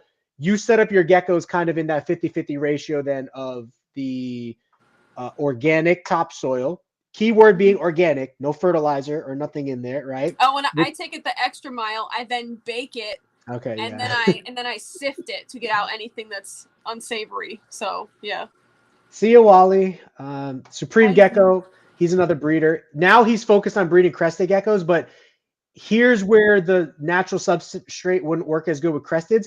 I don't know if you know this. Crested geckos compact the soil over their eggs I versus do leopard have. geckos bury it. It's interesting. Well, my crested geckos and my gargoyle gecko, when they lay eggs, they put their whole body into it. Like they dig face first, and then they put the eggs down there really deep, and then it looks like there was no eggs put there at all. Like unless you catch them in the act of laying eggs, you're not even gonna notice they're there. Yeah, and but with leopard geckos, like you said, completely opposite. You'll absolutely notice they're there because they Because all the pile the substrate whole. has been That's, moved. that's funny. All right, so we'll keep it moving. A couple here, and we'll have this wrapped up in a couple minutes for you.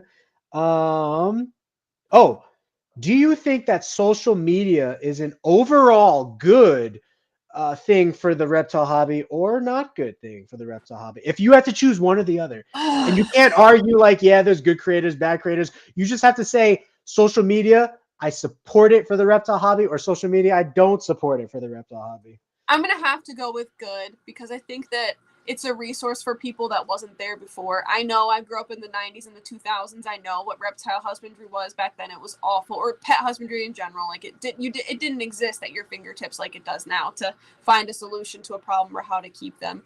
So I think I'm gonna say good, but I have a lot of reservations saying good. I gotcha. Kingsnake.com, you know what that is? Mm-mm.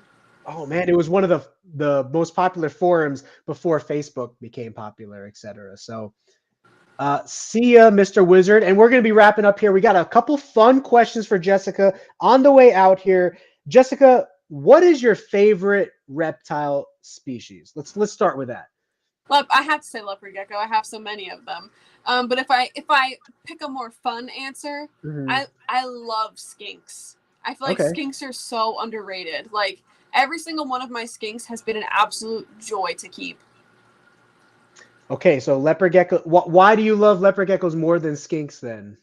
I think that I'm just like naturally drawn to them. Like having so many, like they have such personality in such a little package and such like a little gecko. They're so fun to watch. They're so different from one to the next. Their husbandry can be really fun because you can keep them in a lot of different ways. And they're really interactive with you and their environment. A lot of them are really cool with being handled or being interacted with, whereas like my skinks, for example, would prefer if I didn't. You know, like I don't get as much hands-on or like physical interaction with them as I would like my leopard geckos. I just think that my heart is drawn to leopard geckos. I think part of it is like I feel bad for them. Like, you know, a lot of them have just been purchased from pet stores and like mistreated, and there's just so many of them out there for adoption or rehoming. And then there's also so many that, you know, have like genetic defects or whatever. That I feel like people sometimes just think of them as like a beginner reptile and they overlook them. And I have a special like soft spot for Oh, I love lychees, Haley. Lychees are amazing. I have a lychee. She's incredible. Yeah, first time I held a lychee at a show, blown away by how Yeah. cool it felt. Yeah, it feels like a giant, like heavy piece of velvet. Like they're Yeah, so yeah. neat feeling.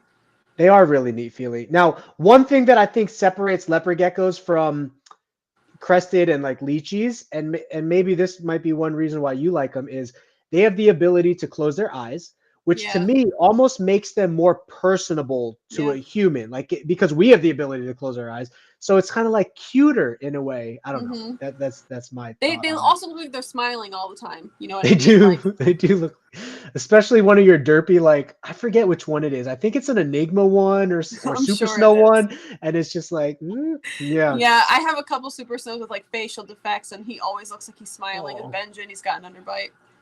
That's awesome. So that's it for those questions, yay or nay. Oh wait, I'm losing it. I'm getting tired too. We're past that already. Okay, so your favorite species. What about, is there one species in the entire world that if rules, regulations, and shipping was not an issue that you would like to care for? I would never want to keep a reptile if it shouldn't be kept. So like taking rules and regulations into consideration, that means nothing to me. If there's a rule or regulation, I don't want to keep it. Like I feel like for a lot of, and this is not the case in all species or in all places, but like I will never support like wild caught. I try not to, or don't generally support, like I don't buy from breeders, for example. So like I'll never want to keep a reptile, any species, unless it comes from a situation that I feel ethically responsible about. But I would love to one day have a Tegu. I want to have like a small bedroom, and I want to like build it entirely to be for a Tegu. Because like a lot of times people keep them in like an 8-foot enclosure, and I'm like, this is a huge animal. Like I feel like I almost wonder like would they do more given more space, and they're kind of in the ball python route where people just give them minimal space, and they've kind of been, not given as much. Like if we give them like a bunch of substrate, would they burrow under and create like a really nice den? If we gave them something that could support their weight, would they climb? So yeah, probably I love the idea of having a really big lizard. I'm not drawn to iguanas. I'm not drawn to monitors. So like a Tegu is that for me. Well, if you ever want to take you one year, we do produce a few dozen a year, and I'm sure we can work something out. It'll probably be from a rescue or like something like yeah, that. and sometimes, Go. yeah, there are Tegus that even might be born with deformities or something, Yeah. which might be tough. But yeah, there are a ton of rescue Tegus out there that you can get your hands on. I think that you would love a Tegu. The problem with the rescue, I don't know if they'll ever calm down, but that's not important to you. You just want to rescue the animal. But Tegus, I don't know if you've seen the videos.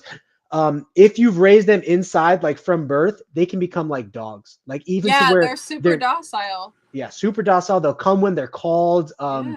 Crazy. Some people let them walk around their house and stuff. So okay, you have a love for Tegus one day if that works its way into the cards for you. What about your favorite movie genre? Like, what's your favorite genre? Sci-fi, fantasy, Drama. drama. I like a good character-driven plot. It's like I would just finish watching Breaking Bad for like the 30th time, and I love it 30 because, times. Okay. well, okay, not really 30, probably like 8th or 9th time, but I love a good story that's character-driven because I love like human. I have a degree in psychology, so I love human psyche, and anything that has to do with motivations and things like that. So if I see a character story that's like really well progressed, like Breaking Bad, oh, it's just like food. It's delicious. Like I love to see it. Yeah, when my dad was telling me for 5 years to watch Breaking Bad, and I never got around to it, and then I finally did, and he was like, "You got to watch it. You got to watch it, even if you don't like drugs or whatever. He's like, you just got to watch it." And I started watching it, and like halfway through the first episode, I was like, "I don't know if I'm gonna like this."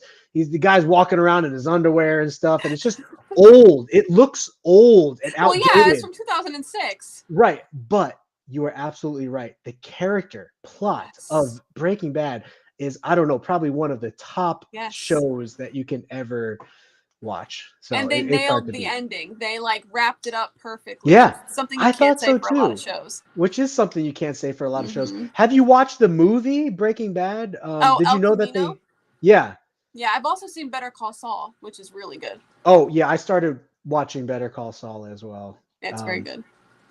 Have to watch the movie. what did you say the movie name was? It was It's the El El Camino, Camino. the follow-up movie. I have to watch that yet. Okay, what about least favorite genre movie? Is there a genre you don't like rom-coms or something like that? Comedy. You don't like comedy?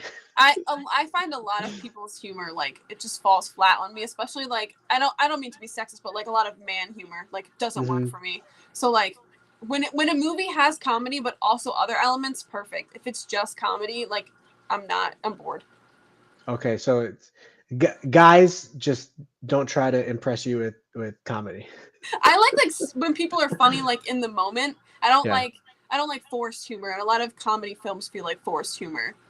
Yeah. Or like yeah. fart jokes and stuff. Like really, the reason I like dramas because like it's intriguing. It keeps me guessing. A comedy doesn't do any of that for me, so it's why it's like boring.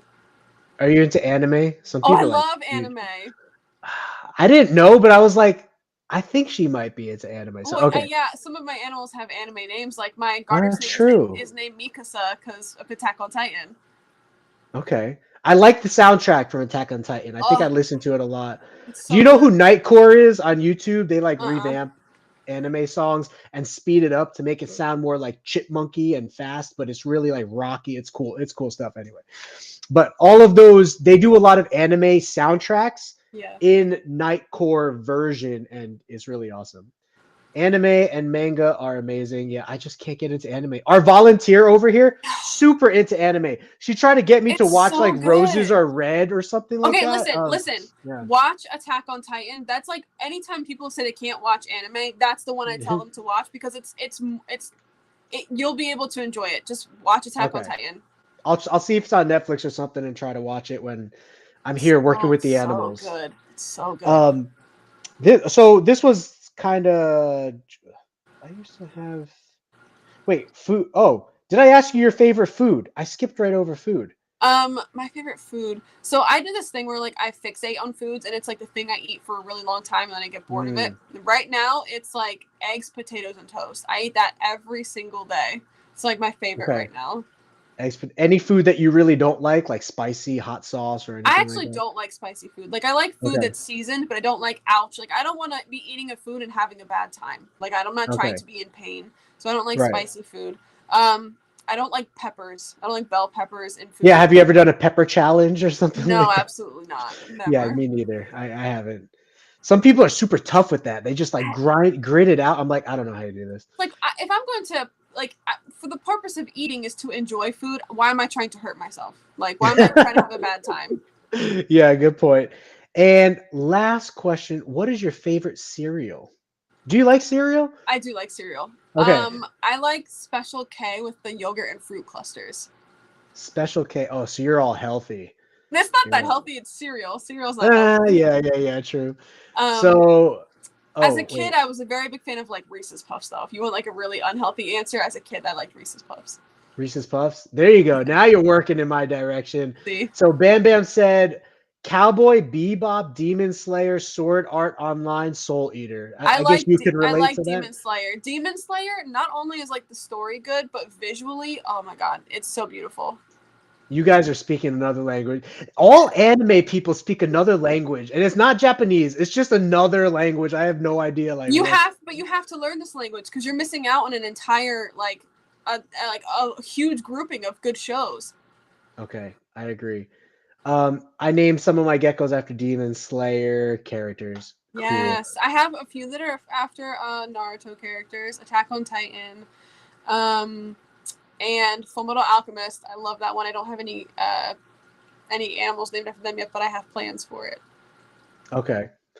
Well, thank you so much for your time with us, Jessica. Any words, any wrap-up words or anything you'd like to say or social media stuff you want to throw out there? Or you guys can follow me on places where I'm at, Jessica's Animal Friends, easy to find you, right? You can find me anywhere, really. Like I like I said, spread myself thin on all the social media. Mm-hmm. Yeah, I don't know plugs or anything. I'm just here for a nice conversation.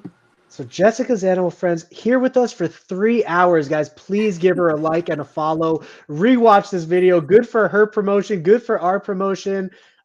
Jessica, thank you so much. I can't tell you how much of a breath of, you're probably like stuffing these feelings deep down inside, but I can't tell you how much a breath of fresh air it is just to have someone who's kind of on the opposite side of agreeing with me, just collaborate and just have Yeah. a conversation, because at the end of the day, we're all just humans and we're trying to do good for the animals. We come from different realms. We have different things that are going to work and perspectives that we have or whatever. But I really, from the bottom of my heart, thank you so much for having this conversation. It means a lot because, like I said, a ton of people that have opposing views won't even have a conversation with me, won't even pick up the phone, won't even have a face-to-face. And it's just really good to be treated as a human, and then some people are going to be like, well, Frank, treat your animals in the way that you want to be treated. So anyway, but yeah, maybe we'll have you here for a round 2, because I don't know, I'm sure there's more topics we could talk about. Yeah. But thank you so much, Jessica. Sure. Enjoy the rest of your night. I hope you can fall asleep. I know we kept you up pretty late here. No, I'm about to go snack. That's what I'm gonna do. You know what? I'm gonna go snack. I'm gonna eat some Cinnamon Toast Crunch cereal. I'm gonna have cookie cake. That's what I'm gonna have. Oh man, that sounds awesome. I think my wife bought some sweets. Yes, donuts. We have apple cinnamon donuts in the fridge. Oh, Isn't delicious. it fun just binging food sometimes? But oh yes, that's one of my favorite pastimes. Yeah. In closing, when it's gonna play the outro again, I think it should have like 3 dots on the side, and you could just like click leave or something like that. Okay. And then you can leave on out of here. But once again, everyone says good night. Rodriguez Reptiles just came in last. We're just leaving, Rodriguez. But thank you so much. Please watch this back. Please go follow Jessica's Animal Friends. Great content, great personality, and like morale towards her animals and ethics and all that. So thank you so much, Jessica. And I'll talk to you soon. Appreciate you spending time with us. See ya. Bye.